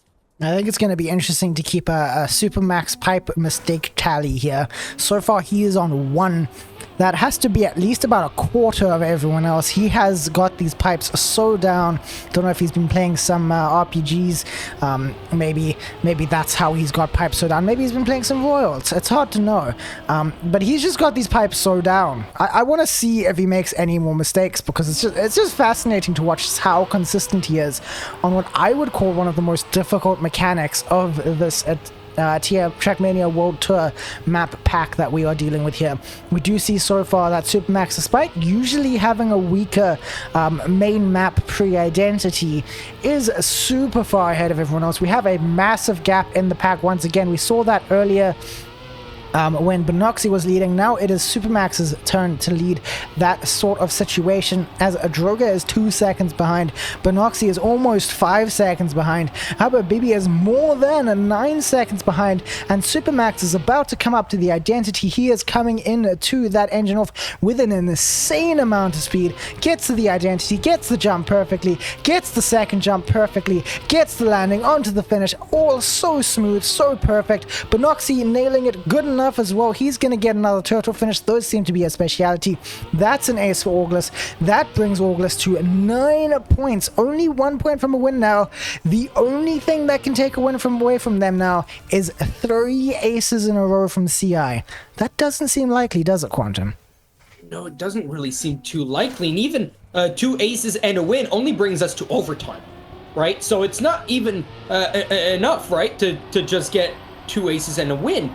You must get yourself 3 aces if you want to win it outright before overtime. So if you're not perfect here, you will fail at the second to last hurdle here, because if you fail this one, right, Orlis are going to go up 3-1. Now, you can't make a mistake afterwards, right? And so at this point, obviously, you'd want to see a reverse sweep here out of CI, because if they don't, then they're in the mud, right? They are going to be in a sticky situation, as right now Benoxy in the lead. Druga is in second, Habibi is in third, right? If Benoxy messes up the identity here, this is everything, right? Because you have yourself a potential ace formation, because right now it is in draw formation. As Benoxy goes through here, he's a bit slow through the dirt. Druga does catch up, but he's still very far away from Habibi, and Habibi needs to do this perfectly. So does Druga, as Benoxy does it perfect first try, but Habibi makes the mistake, and so does Supermax. Benoxy gets overtaken, but it's too little too late, because Benoxy still gets second. That's more than enough for 1 point, no matter what happens, even if Supermax doesn't finish here. And so it is GG's for this 4th map, as who was that going through all the spectators there? Ooh, that's a bit rough for those spectators. They were standing up cheering for the 3rd map win. That is gonna be a 3rd map for Auglis. Only one map that CI has there. Auglis now only needs to win this last map to be through to essentially guaranteed top 3. If CI can't make this, they will be in 4th. Again, if Auglis make a mistake and suddenly lose 3 maps in a row, they will be 4th place for this regional. And as we go into this next map, that's a good thing that was a warm-up, because I think I saw Habibi just full face plant into a pole there. He's going to have to hope he does not do that in rounds as we go onto the map Parkour, which lives up to his name, with just lots of little precise jumps where you can just gain or lose tiny amounts of speed that make a big difference throughout the whole map, or you could just crash into the wall like Supermax just did. Oh man, well, tell us a bit about Parkour, right? Because this is the first time we see it today in our map pool, because this is one of only 2 maps that we've not seen at all today. We've seen every map except for Parkour and Reps. And Parkour right now, well, let's see. Hardcore Parkour, can it be done here? Habibi lands a bit early, but he clips because of it. Benoxy gets first place because of it, right? He really inherits it. But Supermax also overtaking Habibi because of the slight slowdown, and so now Supermax in ace formation with Benoxy here. As we go on towards the identity, the jumps, they're perfect from both players. And the last one, very beautifully done by both Benoxy and Supermax. It's tight, it's claustrophobic, but it is what it is, and the Orglis players will ace right off of the bat. So I want to take this moment following Augus's ace to come clean about something. I have not finished this map. That final little jump off of that triangle piece, I cannot do it. I have not figured it out. It does not make sense to me. And that is the identity of this map. Those 3 jumps just after each other. There is a lot of parkour across this whole map. The big thing, in my opinion, about this map, actually bigger than the identity, is the amount of transitions. As you watch the way people are playing out here, you can see, oh, we're on platform now? Oh no, we're on ice suddenly. And before I'm even finished talking about us being on ice now, oh, what's that? We switched to roads suddenly? But wait a second, what's this? We're gonna get to a bit of platform for the quarter pipe. And what's immediately after the platform? Plastic.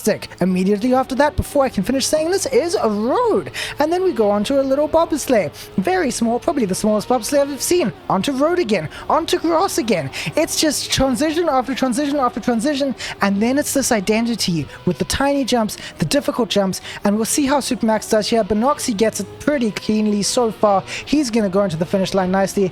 Supermax is going to go into the finish line nicely. This is another ace for them. Droga and Habibi are clearly having a tiny bit of trouble with this map.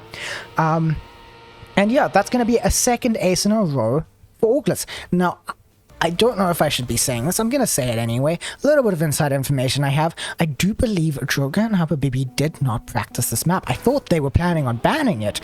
They did not, seemingly, but I've heard that they did not spend as much time on this map as they did on the other ones, and you can kind of see that in how they are performing here. Now, I might have heard wrong. Don't quote me on this. I know I'm saying it in front of like 500 plus people. Just don't quote me on this because my sources aren't perfect. But that might explain how things are going here right now. I mean, they're still driving it better than me. God damn. I can't finish. I mean, they're finished the map, right? They're finishing the map at least. And they're finishing it within like a solid amount of time. For even if you've not practiced the map, right? Being able to finish it without making too many mistakes is still huge, right? And right now, they're in ace formation. They're still able to finish the map, maybe less consistently so, but without a mistake. And right now, it's looking really solid. Both Supermax and Benoxy have made mistakes before heading into this identity here, and suddenly it's looking really good for CI here as, oh no, Benoxy, don't make this an ace. Okay, it's not going to be an ace because he can't finish, right? Yeah, he can't finish, okay. But he can't be an ace. It's still going to be a round win, though. But that's rough. That is rough. That was both players ahead. Both of them failing at different points of the identity. That's rough. That hurts right in the feels, man. That hits right there. Habibi and Droga need to do exactly what they just did before the identity and then nail the identity 3 more times, though, because they're down 8-1 at the current moment. And the only way that they can only allow 1 more mistake, right? Which is a round win or a draw.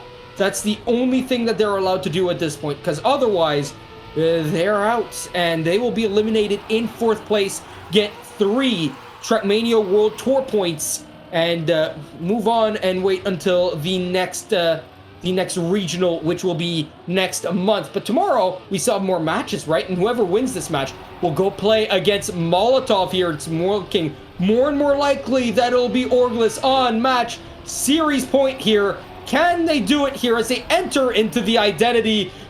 Benoxy and Supermax, the Orglis team, trying to bring up together here. Let's see if they can win this map. After only 4 rounds, can they do it? That's a yep tree from Droga on top of that. He doesn't even have the speed to do the jump. And the win from Supermax. Habibi gets 2nd. Can Benoxy at least finish? No, he's not even been able to finish.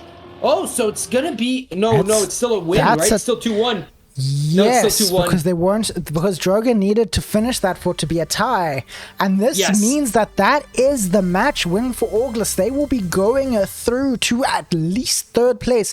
They will get to fight Molotov tomorrow to see if they maybe even have a chance at winning. Maybe if they just, I don't know, stay up all night practicing and then they just go get there 2 p.m. sleepless and win because they spent so much time practicing. Oh.